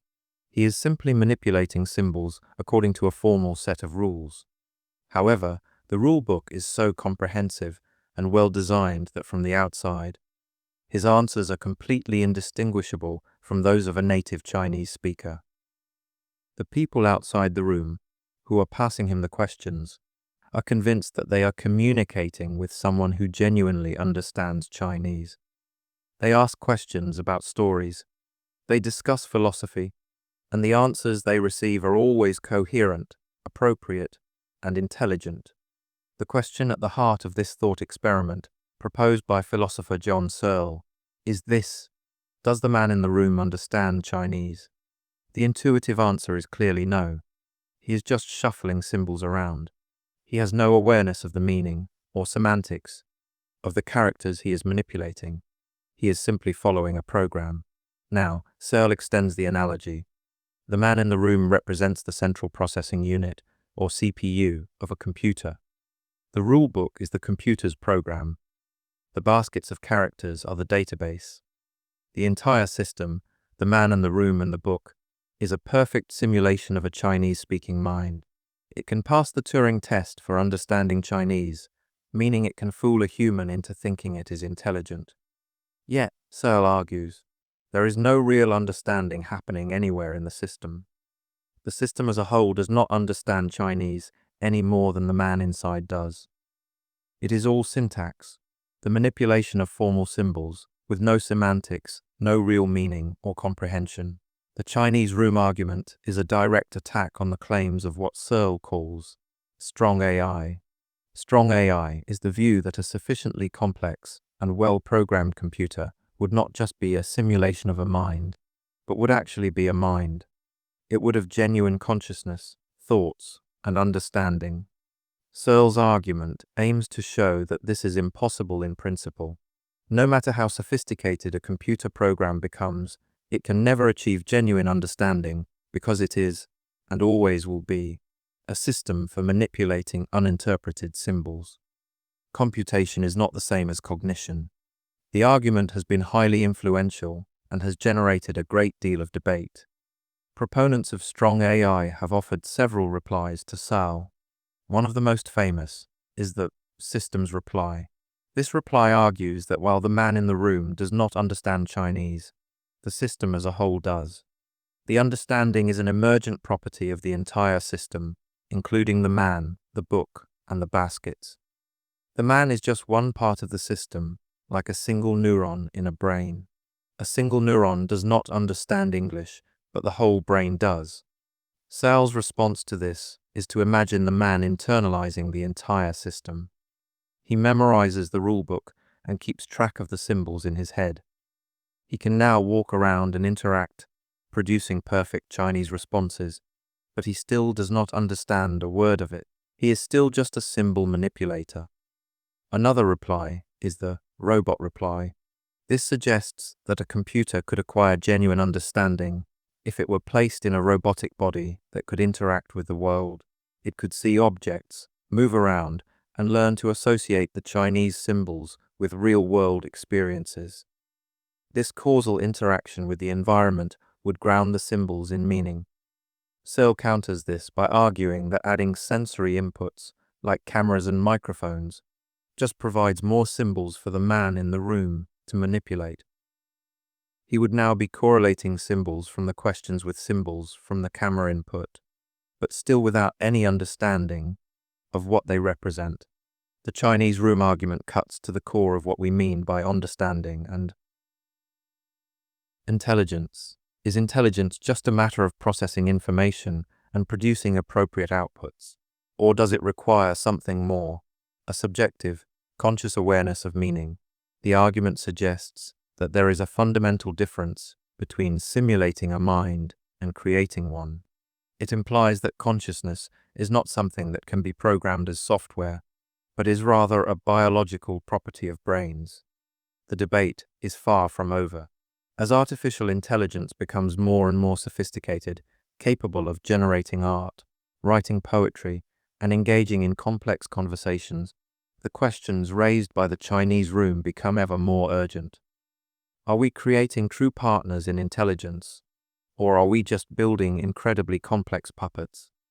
Symbol manipulating machines that give the illusion of a mind, but with no one home inside. Searle's thought experiment stands as a powerful challenge, forcing us to think more deeply about the nature of our own minds and the profound mystery of what it means to truly understand. Nihilism. Imagine looking up at the night sky, at the countless stars scattered across the infinite, cold darkness of space. You contemplate the immense age of the universe, the billions of years that passed before you were born, and the billions that will pass after you die. In the face of this incomprehensible vastness, your own life, with all its struggles, triumphs, and passions, seems infinitesimally small, a brief and insignificant flicker in an indifferent cosmos.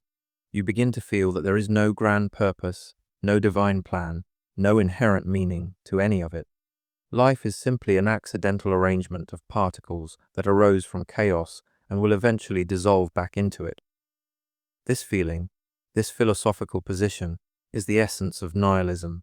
Nihilism, from the Latin nihil, meaning nothing, is the belief that life is without meaning, purpose, or intrinsic value. It is the rejection of all religious and moral principles, often in the belief that they are baseless and socially constructed. The nihilist sees the world as a place devoid of any objective truth or higher authority. There is no God, no cosmic justice, no preordained human destiny. All the values that people hold dear, concepts like good and evil, right and wrong, are human inventions, illusions we create to comfort ourselves in a meaningless universe. This perspective can be terrifying and liberating at the same time. On the one hand, it can lead to a profound sense of despair and apathy. If nothing matters, why do anything? Why strive? Why love? Why create? Why even continue to live? This is often referred to as existential nihilism. It is the feeling of emptiness that arises when one confronts the surdity of existence, the conflict between our human desire for meaning and the universe's silent refusal to provide any. It can lead to a state of paralysis, where all actions seem equally pointless. On the other hand, for some, the rejection of all established values can be a form of freedom. If there are no pre-given rules, then we are free to create our own. This was a central theme in the work of Friedrich Nietzsche, the philosopher most often associated with nihilism, though his relationship with it was complex. Nietzsche saw nihilism as a dangerous but necessary stage in human history. He believed that the decline of religious belief, what he famously called the death of God, had created a vacuum of meaning in the Western world. People were left with the values of a Christian morality, but without the divine foundation that had once supported them. This, he predicted, would lead to a widespread crisis of meaning. However, Nietzsche did not advocate for remaining in a state of passive nihilism. He saw it as a challenge to be overcome. He called for the emergence of a new kind of human being, the Übermensch, who would be able to confront the meaninglessness of existence and create their own values, their own purpose. The Übermensch would not look for meaning outside of themselves, in a god or a universal moral law. They would affirm life in all its beauty and its suffering, and impose their own will and their own meaning onto the world. For Nietzsche, nihilism was not an endpoint, but a transitional phase, a darkness that must be passed through to reach a new, more profound, and more life-affirming way of being. Nihilism also has a moral and political dimension.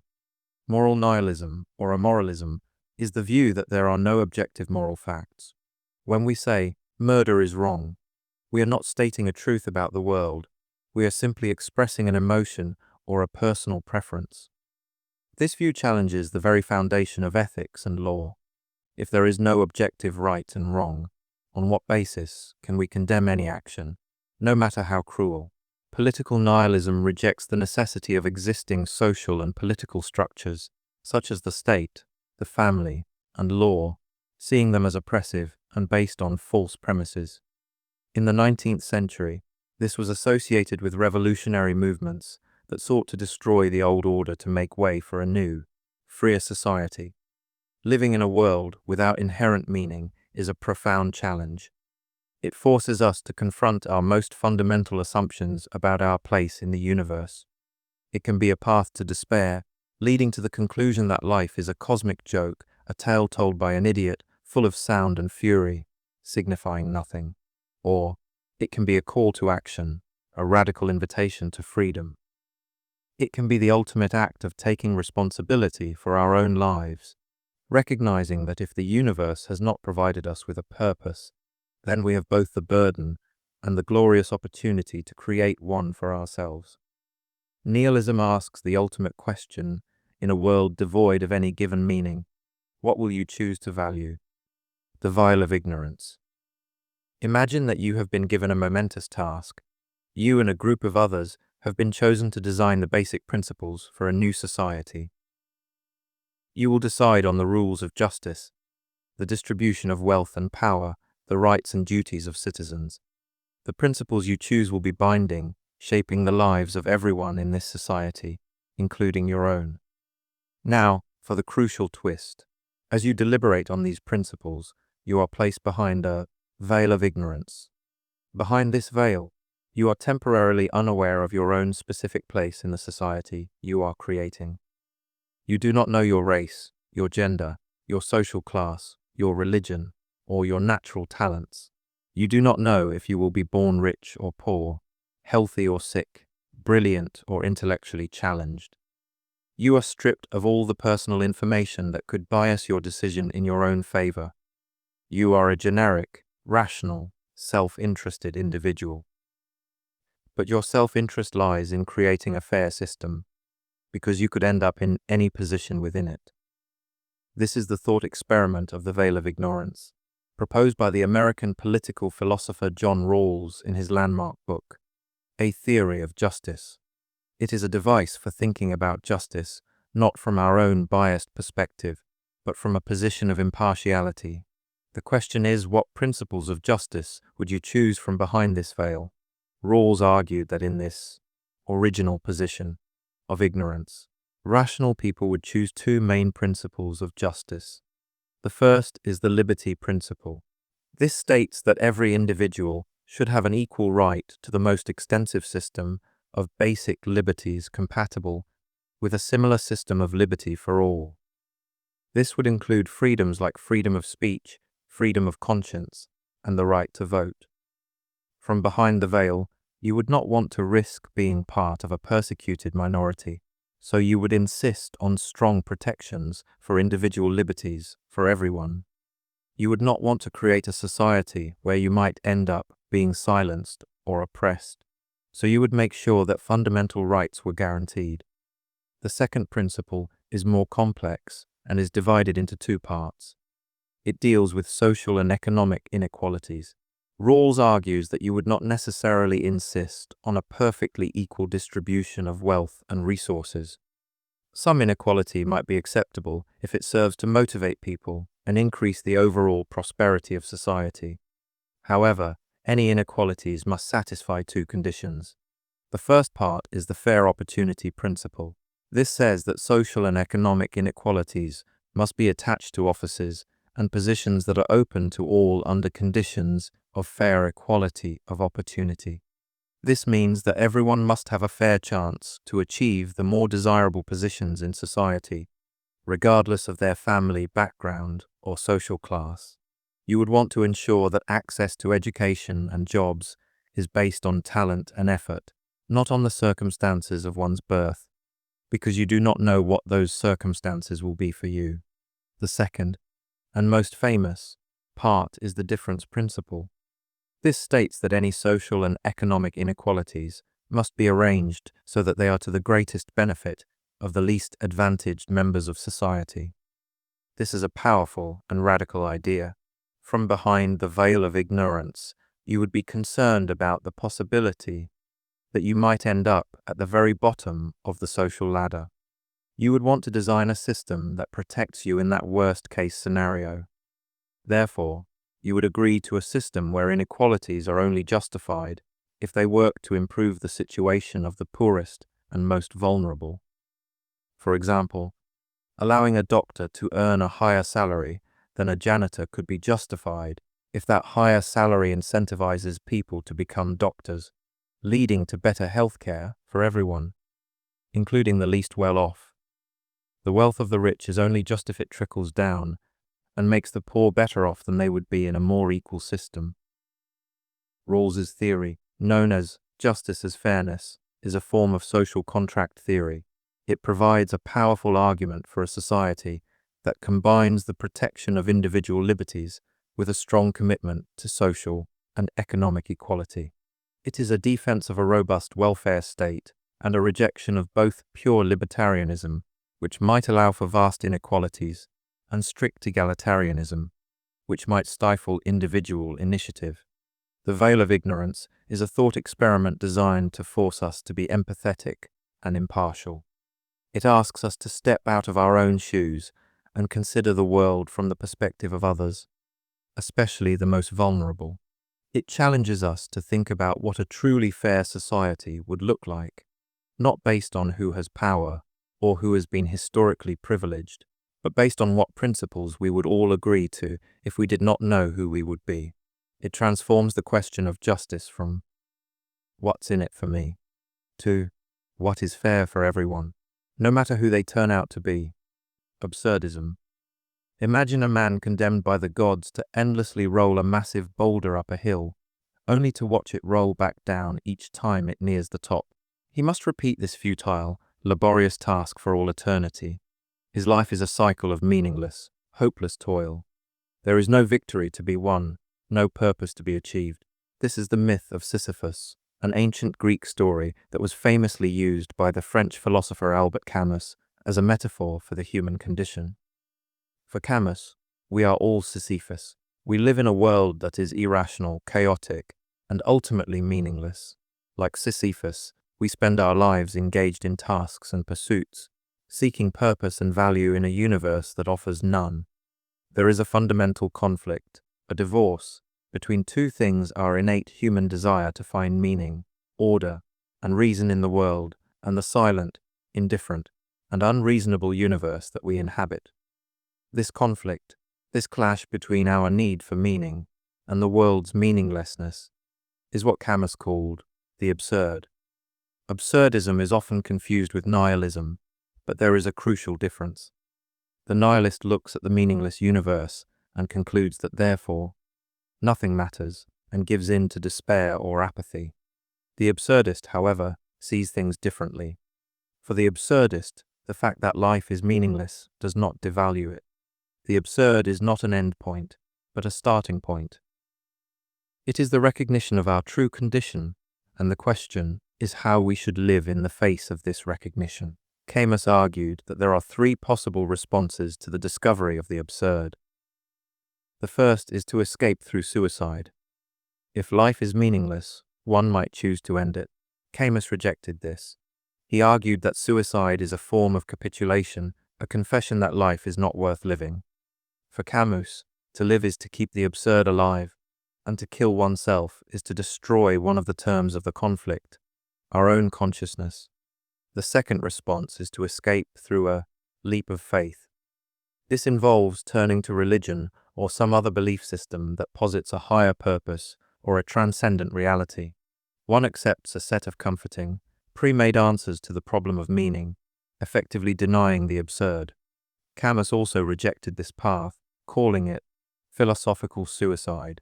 He believed that it was a form of intellectual dishonesty, an evasion of the difficult truth of our condition. To be truly free, one must live without appeal, confronting reality as it is, without the comfort of illusion. This leaves the third, and for Camus, the only authentic response: acceptance and rebellion. The absurd hero is the one who fully recognizes the meaninglessness of life and the certainty of death, but instead of resigning to it, chooses to revolt against it. This is not a rebellion in the political sense of overthrowing a government. It is a metaphysical rebellion. It is the act of living in spite of the absurd. It is to embrace life with passion, to cherish our freedom, and to live as intensely and as fully as possible. The absurd rebellion means finding value not in some external, eternal purpose, but in the struggle itself. We must return to Sisyphus. As he walks back down the hill to retrieve his boulder, he is conscious of his fate. He knows his labor is futile, yet he continues. In that moment of lucidity, as he contemplates his wretched condition without hope, he is superior to his fate. He is stronger than his rock. Camus famously concludes, "The struggle itself toward the heights is enough to fill a man's heart." One must imagine Sisyphus happy. Sisyphus finds meaning not in reaching the top of the hill, but in the act of rolling the stone. His rebellion is his refusal to be broken by his pointless task. His happiness is a defiant creation, a testament to the power of the human spirit to find value in a valueless world. Absurdism is a philosophy of defiant joy and passionate engagement. It calls us to live with our eyes wide open to the lack of inherent meaning, but to refuse to let that be the last word. We must live for the small moments of beauty, for human connection, for the love of the world itself, even if it is indifferent to us.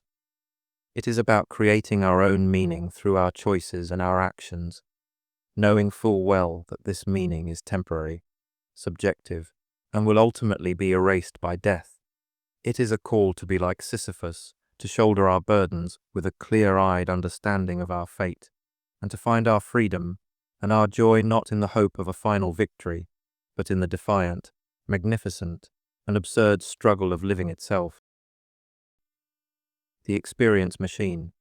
Imagine there is a machine, created by brilliant neuropsychologists, that can give you any experience you desire. It works by stimulating your brain directly, so that you cannot distinguish the simulated experience from a real one. Before you plug in, you can choose from a vast library of experiences. You could live the life of a rock star, a celebrated artist, a powerful leader, or a spiritual guru. You could experience deep love, profound friendship, thrilling adventure, and sublime happiness. You would believe that all of this was actually happening to you. Once you are plugged in, you will be floating in a tank, with electrodes attached to your head, but your subjective reality would be one of your own choosing, a perfect life filled with unending bliss and fulfillment.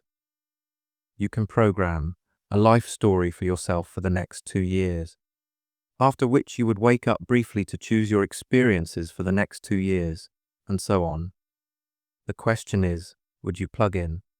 Would you trade your real life, with all its disappointments, struggles, and uncertainties, for a simulated life of guaranteed happiness? This is the experience machine thought experiment, proposed by the philosopher Robert Nozick. It is a powerful challenge to the ethical theory of hedonism. Hedonism is the view that pleasure or happiness is the only thing that has intrinsic value. A good life, for a hedonist, is a life that contains the maximum amount of pleasure and the minimum amount of pain. On the surface, the experience machine seems to be a hedonist's paradise. It offers a life of pure, unadulterated happiness. Therefore, if hedonism were true, plugging into the machine should be the most rational and desirable choice. Yet, many people, when confronted with this choice, feel a strong hesitation. They feel that there is something deeply wrong with choosing the simulated life, even if it is a happier one. Nozick argues that this hesitation reveals that we care about things other than just our own subjective experiences. There are things that matter to us, beyond the raw feeling of happiness. He suggests 3 reasons why we might choose not to plug in. First, we want to do certain things, not just have the experience of doing them. There is a difference between actually writing a great novel and having the simulated experience of writing one. There is a difference between actually climbing a mountain and feeling as though you have climbed one. We want to be the authors of our own actions, to make a real impact on the world. The man floating in the tank is a passive recipient of sensations, not an active agent in the world. He has done nothing.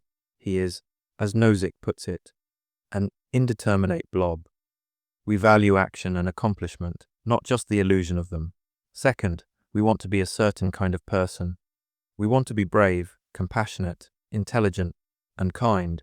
A person floating in a tank is none of these things. You cannot be genuinely brave if you are never facing any real danger. You cannot be genuinely compassionate if there are no real people to care for. The character traits we admire are developed and expressed through our interactions with the real world and its challenges. In the machine, we could feel like we are a good person, but we would not actually be one. We would be a person with no character at all. Third, plugging into the machine limits us to a man-made reality. It cuts us off from any deeper, objective reality. We want to be in contact with the world as it truly is, not live within a simulation, no matter how pleasant. There is a value in truth and authenticity. Choosing the machine is choosing to live a lie, to be content with a deception. We want to be connected to something larger than ourselves, to the real, unsimulated universe. The experience machine forces us to think about what constitutes a good life. Is it simply the sum of our pleasant mental states, or is there more to it? The thought experiment suggests that a meaningful life requires more than just happiness. It requires real action, authentic character, and a genuine connection to reality. We care about being the authors of our own life story, not just reading a pleasant one. The implications of this thought experiment are more relevant than ever in our technologically advanced world. We are increasingly able to curate our own realities through social media, virtual reality, and other forms of entertainment. We can spend hours immersed in digital worlds that are designed to be more exciting and satisfying than our everyday lives. These technologies can be seen as weaker, real-world versions of the experience machine. They offer us the chance to experience a simulated version of success, adventure, and connection. Nozick's argument is a cautionary tale. It reminds us that there is a profound difference between a life that feels good and a life that is good. It challenges us to look beyond our own subjective pleasure and to consider the value of struggle, of genuine connection, and of engaging with the world in all its messy, unpredictable, and sometimes painful reality. A life of pure, simulated happiness might be a comfortable one, but it would be a shallow one, disconnected from the very things that make a human life truly meaningful. The Sorite's paradox.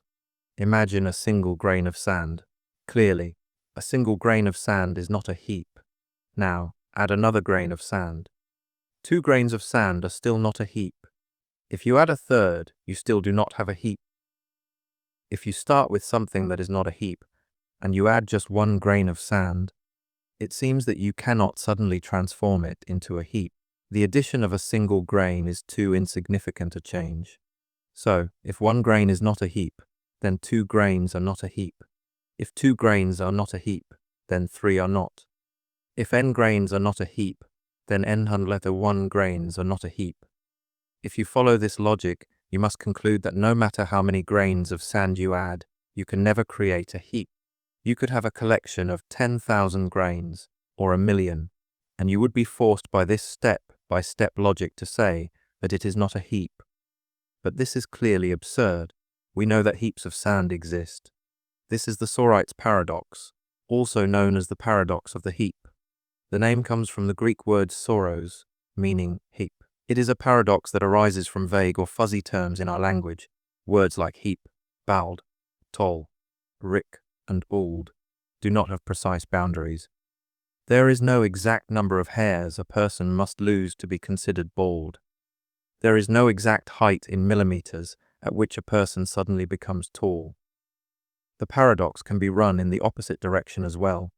Start with a man who has a full head of hair and is therefore not bald. If you pluck out a single hair, he will still not be bald. The removal of 1 hair cannot make the difference between being not bald and being bald. If a man with n hairs is not bald, then a man with n1 hairs is also not bald.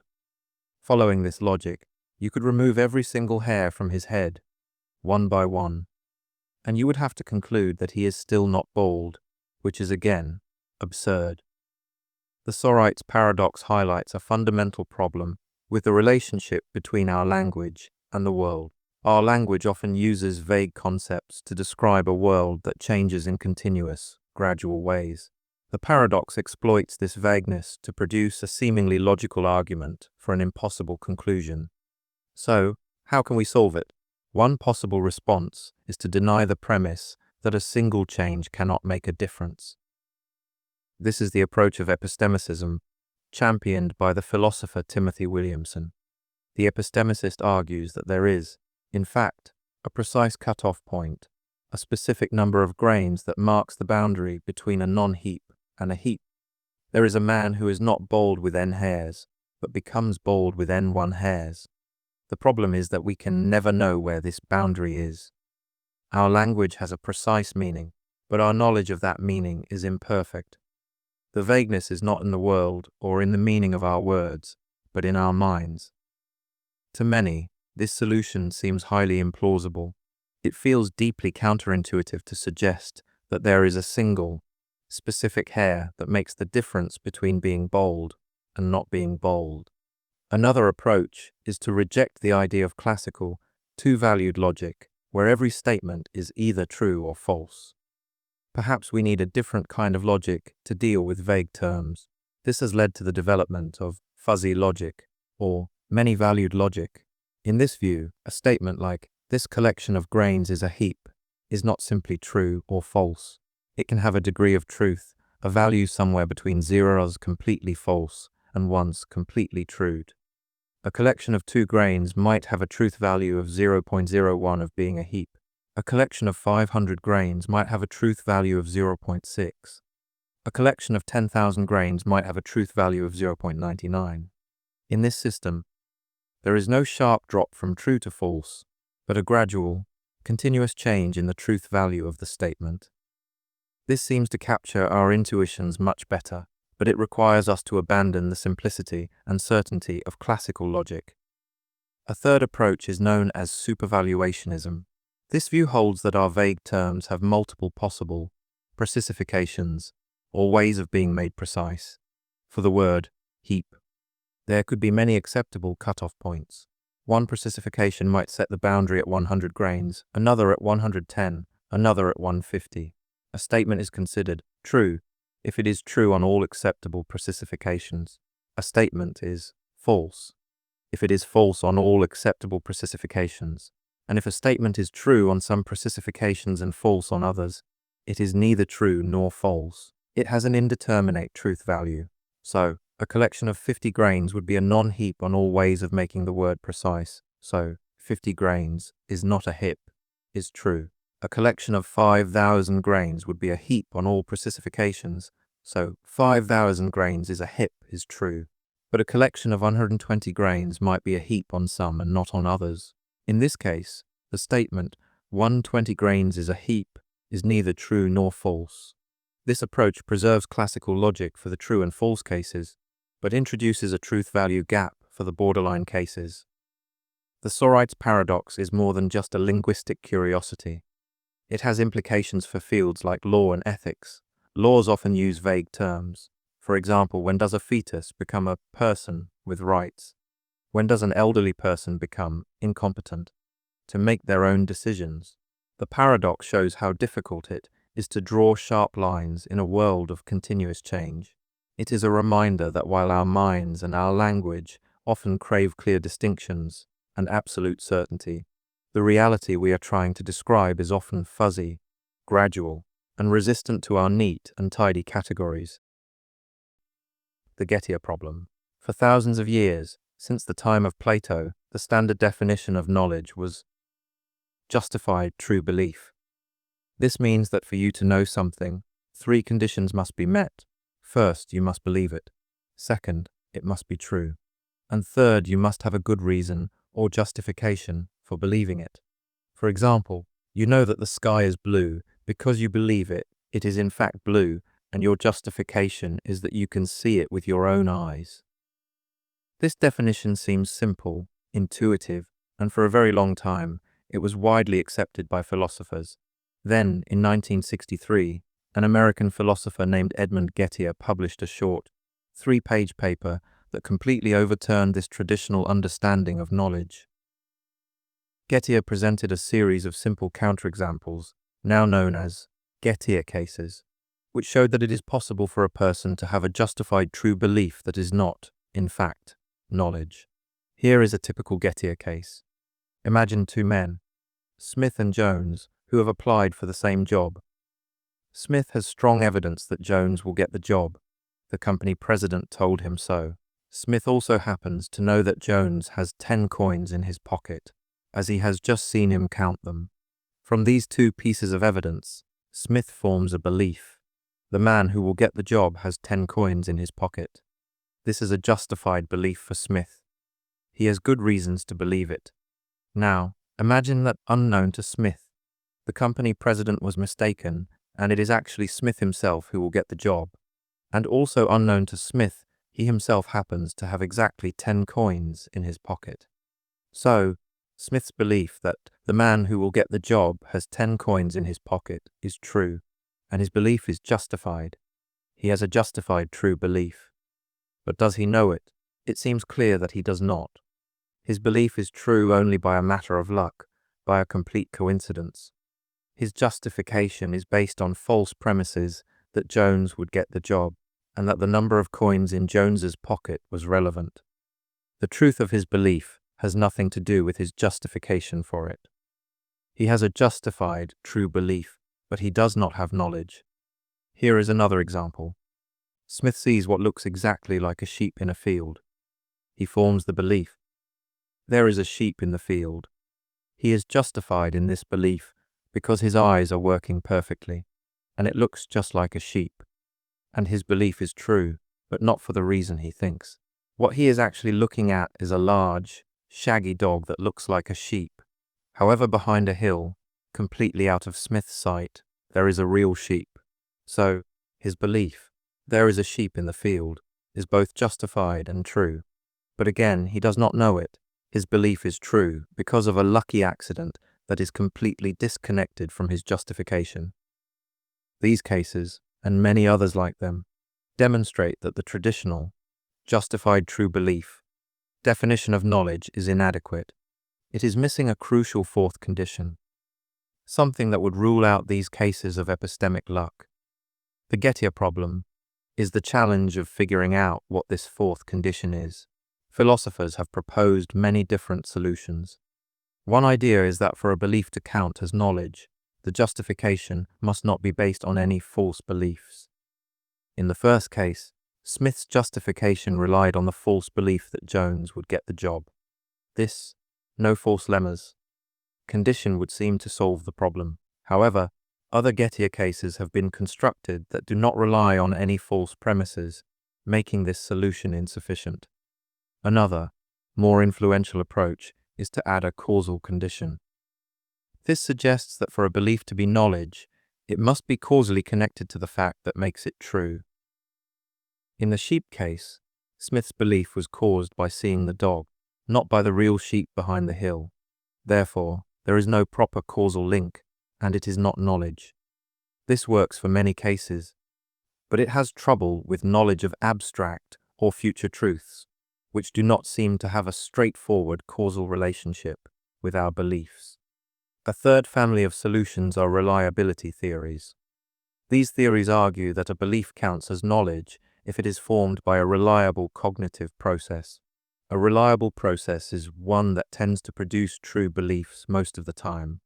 Vision is generally reliable, but in the Gettier cases, the belief is formed in a situation where the reliable process is tricked. So, perhaps the condition is that the justification must be undefeated. The justification is defeated if there is some other truth out there that, if the believer knew it, would undermine their justification. In the sheep case, the truth, what you are looking at is a dog, would defeat Smith's justification. The Gettier problem completely changed the field of epistemology. It showed that the relationship between belief, truth, and justification is far more complex than was previously thought.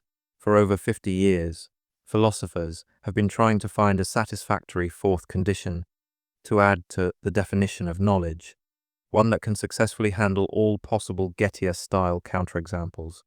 So far, no single solution has been universally accepted.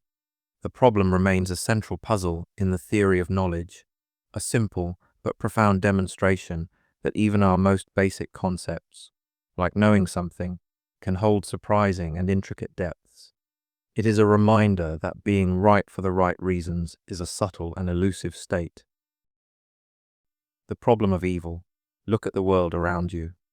Alongside immense beauty and joy, there exists profound and terrible suffering. There are natural disasters like earthquakes and tsunamis that kill thousands indiscriminately. There are diseases that cause excruciating pain and steal life away from the young. And there is the suffering that human beings inflict upon one another: war, cruelty, torture, and hatred. This suffering is not just an abstract concept, it is a real and visceral part of the human experience. Now, consider the traditional concept of God in many theistic religions, particularly in the Abrahamic faiths. God is typically defined as being omnipotent, meaning all-powerful, omniscient, meaning all-knowing, and omnibenevolent, meaning all good. An all-powerful God would have the ability to prevent suffering. An all-knowing God would be aware of all suffering. And an all-good God would have the desire to eliminate suffering. This leads to a deep and troubling logical puzzle known as the problem of evil. If a being who is all-powerful, all-knowing, and all-good exists, why is there so much evil and suffering in the world? The existence of evil seems to contradict the existence of such a God. If God is all-good and all-powerful, he should be able to create a world without suffering. If he is unable to, he is not all-powerful. If he is able to but does not, he is not all-good. If he is unaware of the suffering, he is not all-knowing. It appears that the existence of evil makes the existence of the traditional, theistic God logically impossible. This is the logical version of the problem of evil, famously articulated by the philosopher Epicurus in ancient Greece and developed by thinkers like David Hume and J.L. Mackie. It is an argument that attempts to show a direct contradiction between the attributes of God and the state of the world. Theologians and philosophers have grappled with this problem for centuries, and they have developed a number of responses, known as theodicies. A theodicy is an attempt to justify the ways of God to man, to explain how the existence of an all-good God is compatible with the existence of evil. One of the most famous theodicies is the free will defense, most associated with St. Augustine and Alvin Plantinga. This argument focuses on the evil that is caused by human beings, known as moral evil. The argument goes like this: God, in his goodness, wanted to create beings who were capable of genuine love and morality. For love and morality to be genuine, they must be freely chosen. A robot programmed to say, "I love you," is not really loving. Therefore, God had to give human beings free will. However, a necessary consequence of having free will is the possibility that humans will choose to do evil things. A world with free creatures who sometimes choose evil is better than a world of automata who have no choice at all. God could not create a world with free beings and simultaneously guarantee that they would never choose evil, as this would be a contradiction. Therefore, the existence of moral evil is not God's fault, but the fault of humans who have misused their gift of freedom. While the free will defense is a powerful argument, it has its limitations. It does not easily explain natural evil, the suffering caused by events like famines, floods, and diseases, which are not the result of human choices. Why would an all-good God create a world with such natural dangers and cruelties? To address this, some have proposed the soul-making theodicy, developed by philosopher John Hick. This view suggests that the world was not designed to be a comfortable paradise, but rather an environment for spiritual and moral growth. Suffering and adversity are necessary challenges that allow us to develop virtues like compassion, courage, and perseverance. A world without any hardship would be a world where these qualities could never be cultivated. We become better people by overcoming challenges. This world, with all its struggles, is a kind of spiritual gymnasium, a veil of soul-making, designed by God to help us grow into the beings He intends for us to be. Other responses challenge the premises of the problem itself. Some might argue that our human understanding of goodness is limited, and we cannot presume to understand God's reasons for allowing suffering. What appears to be evil from our limited perspective might be part of a greater, cosmic good that we cannot comprehend. This is often called the skeptical theism response. Another approach is to modify the traditional definition of God. Process theology, for example, suggests that God is not omnipotent in the classical sense. God is a part of the universe's process of becoming, and He can influence the world and persuade it toward goodness, but He cannot unilaterally control it. In this view, God suffers with the world and works to overcome evil, but He does not have the power to simply eliminate it. The problem of evil remains one of the most significant intellectual and emotional obstacles to religious belief. The evidential version of the problem argues that while evil might not be logically contradictory with God's existence, the sheer amount and horrifying nature of the suffering we see in the world makes it highly unlikely that an all-good God exists. For many, the image of a child suffering from a painful, terminal illness is evidence enough to cast profound doubt on the existence of a benevolent creator. The problem forces a confrontation between faith and reason, between the hope for a just and loving cosmos and the harsh reality of a world filled with pain. It is a question that is not just debated in philosophy classrooms, but is whispered in hospital rooms, cried out on battlefields, and contemplated in the quiet moments of personal grief. It is perhaps the deepest and most persistent question mark hanging over the idea of a benevolent divine order. Existentialism. There is no pre-written script for your life. There is no divine blueprint, no universal human nature, no cosmic purpose that dictates who you are supposed to be or what you are supposed to do. You are born into this world as a blank slate, a being without a predetermined essence. You are simply here. You exist, and it is through your existence, through the choices you make and the actions you take, that you create your own essence, your own identity, your own meaning. This is the radical and foundational idea of existentialism, famously captured in the phrase from Jean-Paul Sartre, "Existence precedes essence." For most of history, philosophy has held the opposite view. A traditional artisan, for example, first has an idea or an essence of a paper knife. They know what it is for and what it will be like. Then they create the paper knife, bringing it into existence. The essence precedes the existence. Religious worldviews apply this same logic to human beings. God has an idea of what a human is, a concept of human nature, and then creates us according to that plan. Our essence is given to us before we even begin to live. Existentialism, particularly the atheistic existentialism of thinkers like Sartre, Simone de Beauvoir, and Albert Camus, completely rejects this. If there is no God, there is no divine artisan to conceive of a human nature. We are not created with a purpose. We are simply thrown into the world, abandoned, as it were, to our own devices. We find ourselves existing, and then we must decide what to make of that existence. This radical freedom is the central and defining feature of the human condition for the existentialist. We are, as Sartre put it, condemned to be free. We are free to choose our own values, our own morality, our own path in life. We cannot escape this freedom. Even choosing not to choose is itself a choice. We are responsible not just for our actions, but for the very person we become. Every choice we make is a brushstroke in the self-portrait we are painting throughout our lives. This freedom is not a light and easy thing. It is a source of profound anxiety and dread. It is a terrible responsibility. When we choose, we are not just choosing for ourselves. We are choosing for all of humanity. In deciding how to live, we are putting forward a model of what a human being should be. We are acting as a legislator for all mankind.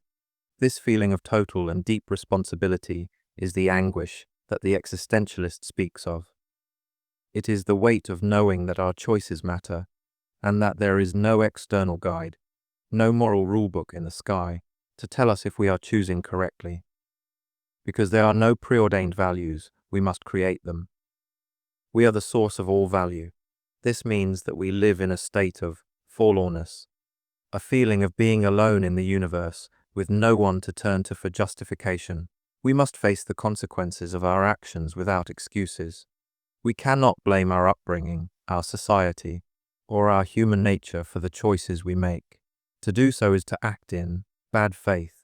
Bad faith is the attempt to flee from our freedom and responsibility. It is a form of self-deception where we pretend that we are not free. We act as if we are objects, determined by external forces, rather than free subjects who create our own reality. The waiter who acts in an overly waiter-like way, becoming a caricature of his role, is a classic example from Sartre.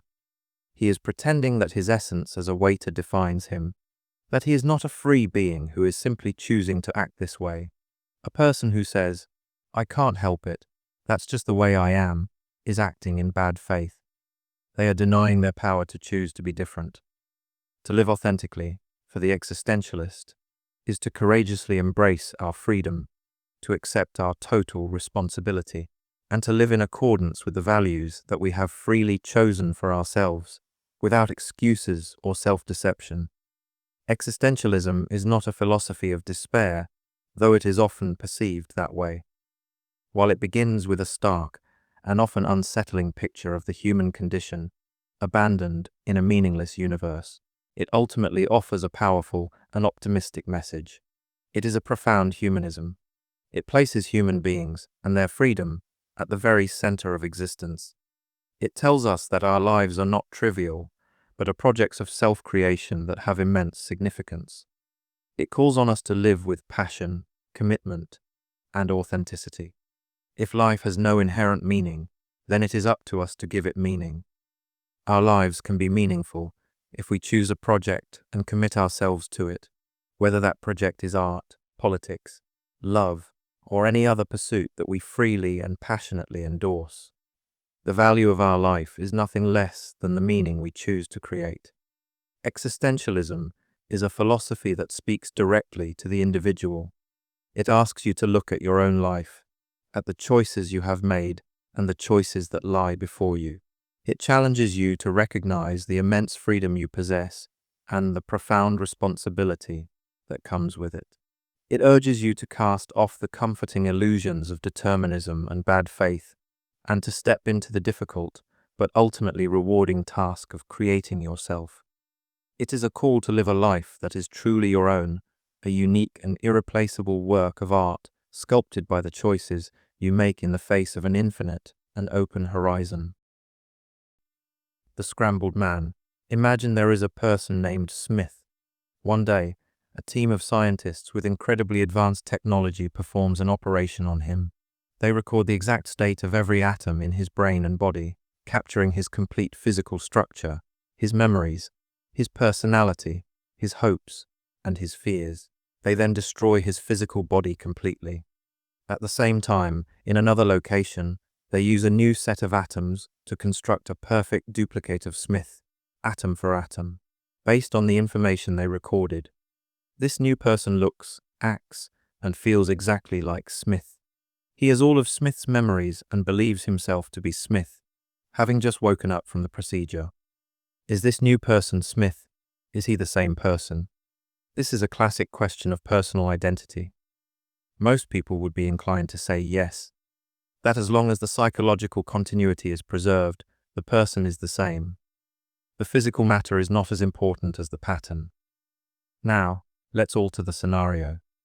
This is the scrambled man thought experiment. The scientists again record the exact state of Smith, but this time they also do the same for another person named Brown. They have a complete blueprint for both individuals. They then destroy both Smith and Brown. After this, they begin the reassembly process, but their machine malfunctions. Instead of creating a perfect copy of Smith and a perfect copy of Brown, the machine mixes them up. It creates a new body with some of Smith's physical characteristics and some of Brown's. More importantly, it creates a brain that contains some of Smith's memories and personality traits and some of Brown's. This new person wakes up with a jumbled set of memories. He remembers Smith's childhood vacation to the beach, but also remembers Brown's first day at college. He has Smith's love for classical music, but Brown's political opinions. The question is, who is this person? Is he Smith? Is he Brown? Is he a new person altogether? This puzzle is designed to push our intuitions about personal identity to their limits. If you believe that identity is based on psychological continuity, what happens when that continuity is partial or mixed? Let's consider the possibilities. If we say he is Smith, we are privileging the fragments of Smith's psychology that survived. But what about the parts of him that are clearly Brown? We have no good reason to say he is Smith rather than Brown. The situation is symmetrical. Saying he is both Smith and Brown seems incoherent, as one person cannot be two different people. The most plausible answer seems to be that he is a completely new person, neither Smith nor Brown, who has come into existence with a unique and confusing set of memories and traits inherited from two different sources. This conclusion, however, has strange implications for the first scenario, the simple teleportation case. If the scrambled man is a new person because he is not psychologically identical to Smith, what does that say about our own identity over time? We are all, in a sense, scrambled men. Our personalities change, we forget old memories and form new ones, our beliefs and desires evolve.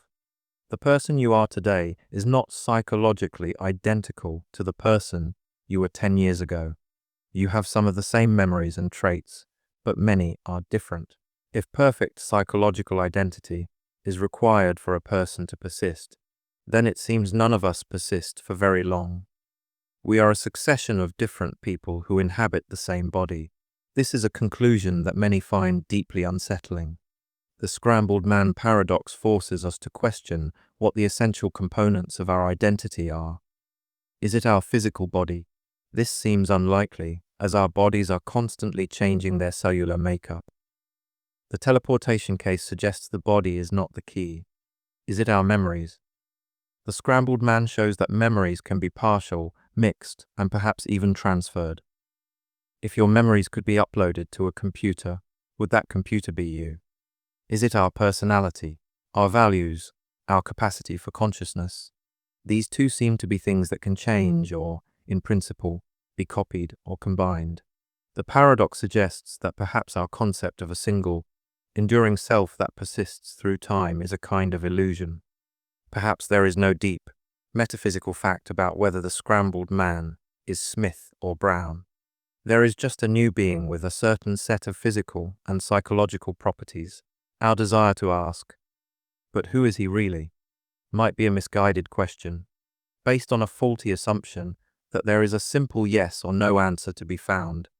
This thought experiment challenges us to move beyond simple criteria for identity. It suggests that personal identity is not a black and white issue, but a matter of degree. The scrambled man is less like Smith than the perfect duplicate in the first scenario, but perhaps he is more like Smith than a complete stranger would be. Our identity might be more like a rope, made of many overlapping and interwoven fibers of memory, personality, and physical continuity. There may be no single fiber that runs the entire length of the rope, but the rope still holds together. The scrambled man is a case where the fibers from two different ropes have been unraveled and re-woven into a new one. It leaves us with the profound and personal question. What are the essential fibers that make up the rope of your own identity, and how many could be changed before you would cease to be you? The prisoner's dilemma. Imagine that you and an accomplice have been arrested for a crime. The police do not have enough evidence to convict either of you on the main charge, but they do have enough to send you both to prison for 1 year on a lesser charge. The two of you are being held in separate interrogation rooms with no way to communicate with each other. The prosecutor then offers each of you a deal, and you both know that the same deal is being offered to your partner. Here are the terms. If you confess to the main crime and implicate your accomplice, and your accomplice remains silent, you will be set free. Your accomplice, however, will receive a 10-year prison sentence. If your accomplice confesses and you remain silent, the reverse will happen. You will get the 10-year sentence, and they will go free. If you both confess, you will both receive a reduced sentence of 5 years. If you both remain silent, you will both be convicted on the lesser charge and serve only 1 year in prison. What should you do? You are a rational, self-interested individual, and your only goal is to minimize your own prison time. Let's analyze your options. You consider what will happen if your accomplice stays silent. If you also stay silent, you get 1 year. If you confess, you go free. So, if they stay silent, your best move is to confess. Now, you consider what will happen if your accomplice confesses. If you stay silent, you get 10 years, the worst possible outcome. If you also confess, you get 5 years. So, if they confess, your best move is also to confess. You realize that no matter what your accomplice does, your own best move is always to confess. To betray your partner is the dominant strategy. The tragic part is that your accomplice, being equally rational, is going through the exact same thought process. They will also conclude that their best move is to confess. So, you both confess, and you both end up serving 5 years in prison. This is the prisoner's dilemma, a foundational concept in game theory that has had a profound impact on fields from economics and political science to evolutionary biology and psychology. The paradox lies in the fact that if both prisoners had cooperated with each other by remaining silent, they would have both been better off, serving only 1 year each. But by individually pursuing their own self-interest, they both end up in a much worse situation. Individual rationality leads to collective irrationality. The prisoner's dilemma is a model for a vast number of situations in the real world where there is a conflict between individual and group interests. Consider 2 countries engaged in an arms race. The best outcome for both countries would be to disarm and spend their resources on other things. This is the cooperate outcome, where both remain silent.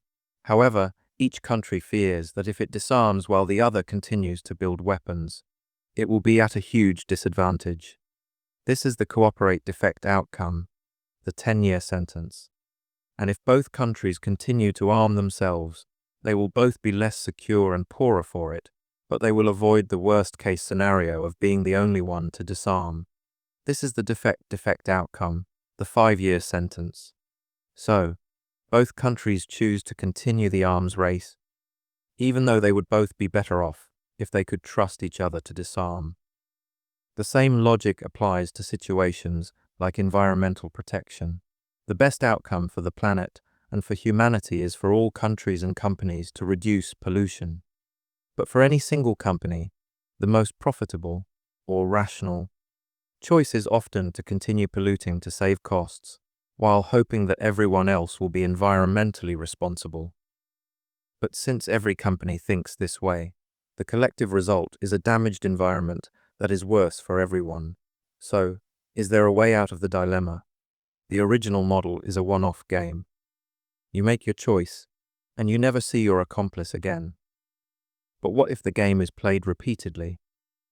This is known as the iterated prisoner's dilemma. If you know you will be facing the same opponent again and again, your strategy might change.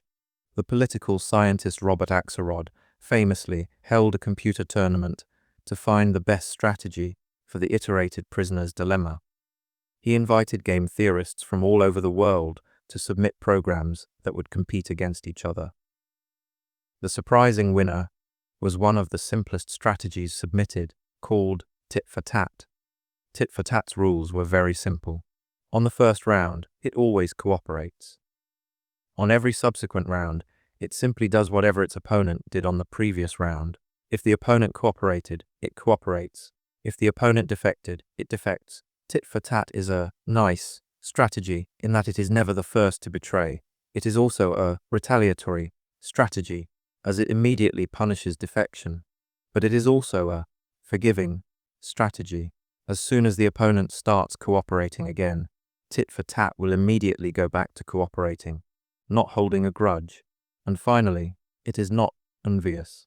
Its goal is not to beat the other player, but to do as well as possible for itself. The success of tit for tat suggests that in long-term relationships, cooperation can emerge even among self-interested individuals. When there is the shadow of the future, reputation matters. It becomes rational to build trust and cooperate, because the long-term benefits of mutual cooperation outweigh the short-term gain of a single betrayal. This has been used to explain the evolution of altruism and cooperation in nature. Animals that engage in reciprocal altruism, like vampire bats sharing food or monkeys grooming each other, are essentially playing a game of tit for tat. The prisoner's dilemma reveals something fundamental about the nature of trust, cooperation, and conflict.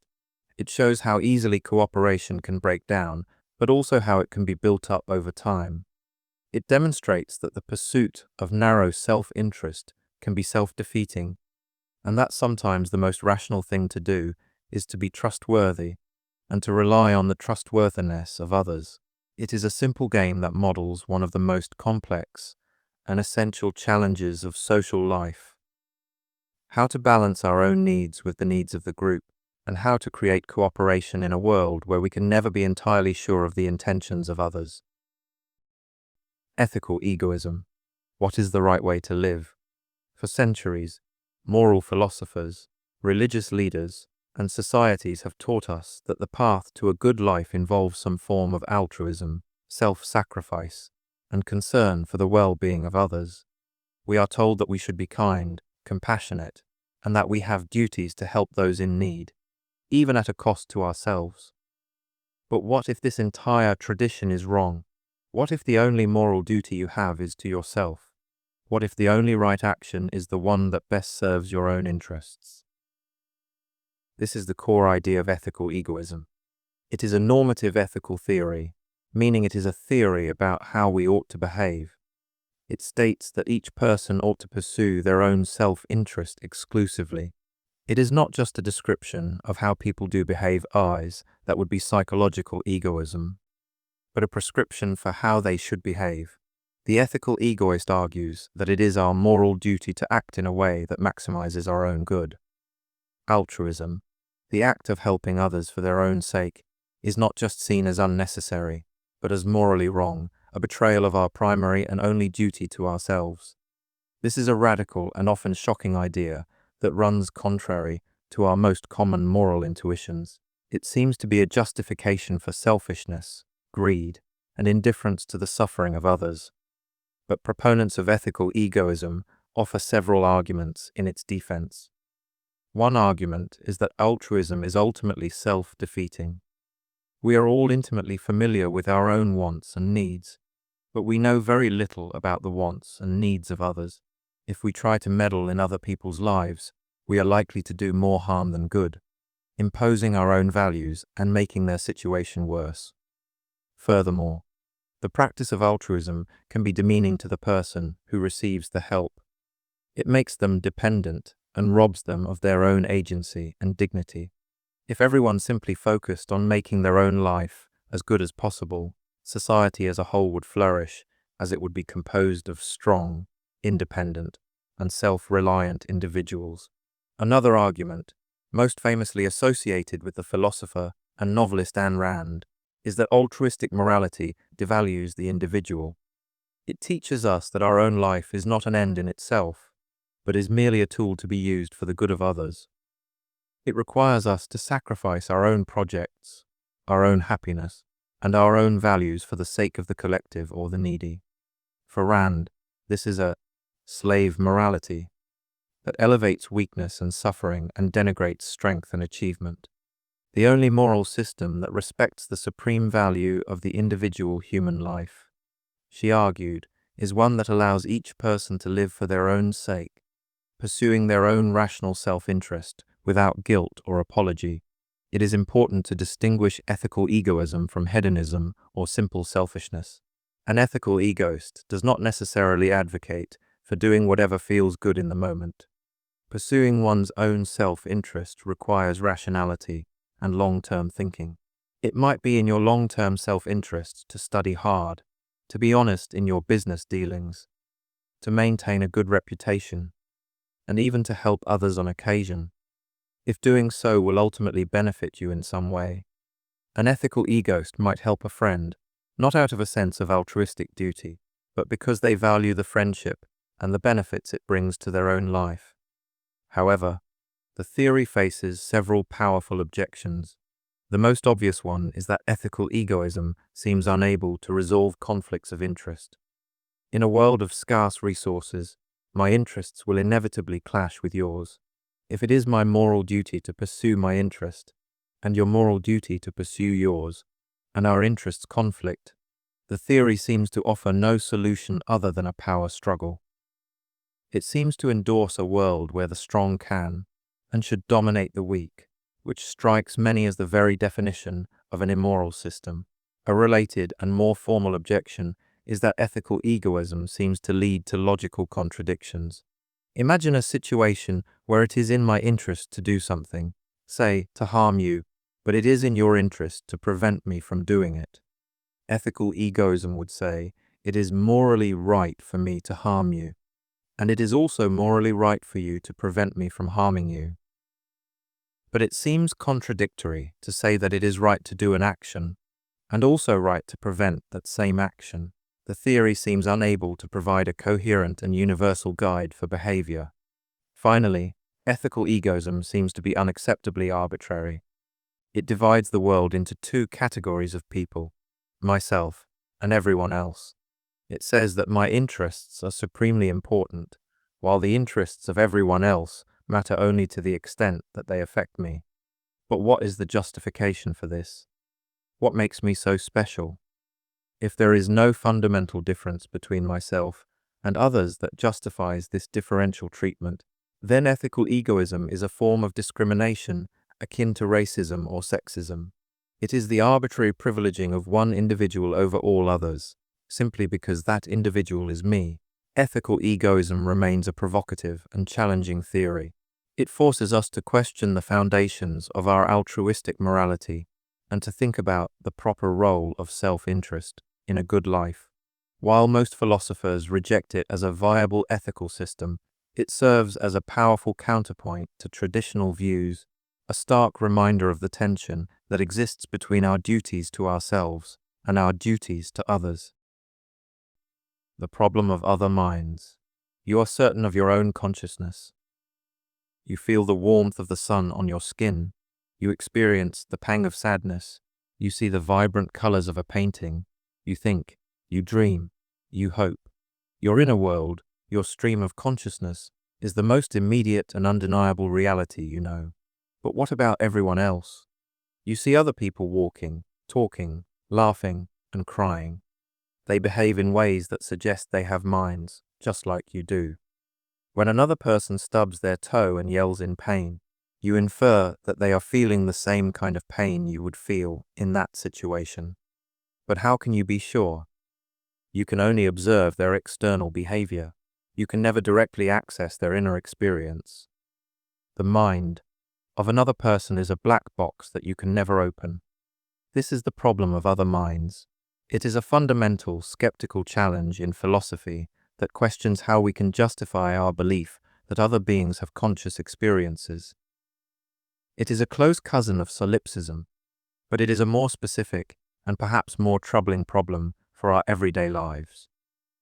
While few people seriously worry that the entire universe is a figment of their imagination, the question of whether the people we interact with every day are genuinely conscious beings or are simply complex automatons, philosophical zombies, is a more focused and disturbing thought.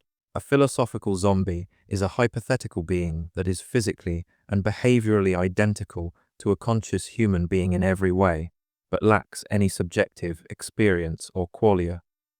It would walk like you, talk like you, and react to stimuli just like you.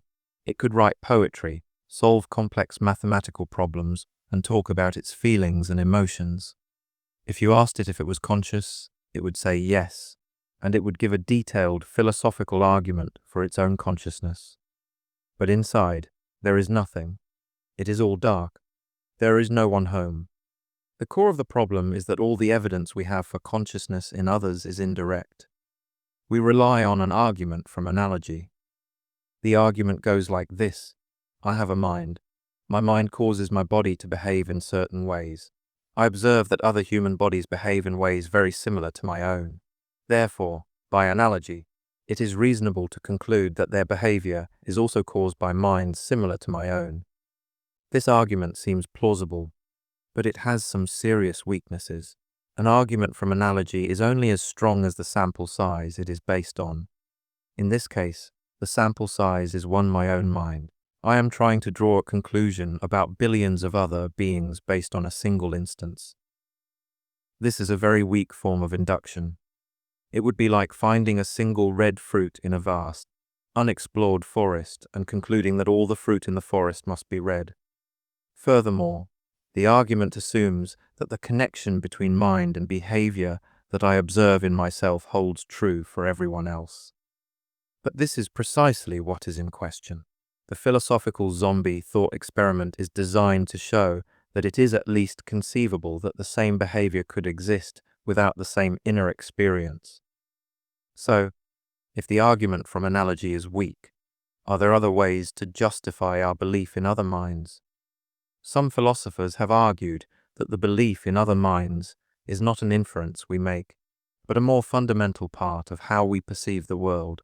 We don't see a body and then infer a mind. We directly perceive other people as conscious agents. This view, sometimes associated with phenomenology, suggests that our experience of the social world is inherently intersubjective. We are wired to see others as minded beings. This might be a good description of our psychology, but it doesn't fully solve the philosophical problem of justification. Why should we trust this psychological wiring? Another approach is to argue that the idea of other minds is the best explanation for the complex and creative behavior we see in others. The language, art, science, and social structures created by humanity are so incredibly complex that it is far more likely they are the product of billions of conscious minds than that they are the result of some bizarre cosmic coincidence or the programming of mindless automatons. The other minds hypothesis is a simple and powerful theory that explains a vast range of phenomena. In this sense, it is a kind of scientific inference, an inference to the best explanation. Despite these attempts at a solution, the problem of other minds remains a stubborn philosophical puzzle. It exposes the profound isolation of our own consciousness. We are each trapped within our own subjective theatre, able to see the actors on other stages, but never able to go backstage to see if there is a real play going on. We must take it on a kind of faith that we are not alone in our conscious experience of the world. It is a faith that is essential for love, for empathy, for morality, and for society. Without it, the world would become a lonely and terrifying place, a world of one real person surrounded by a universe of intricate, soulless machines. It is a reminder that our connection to others is built not on certainty, but on a fragile and deeply human trust.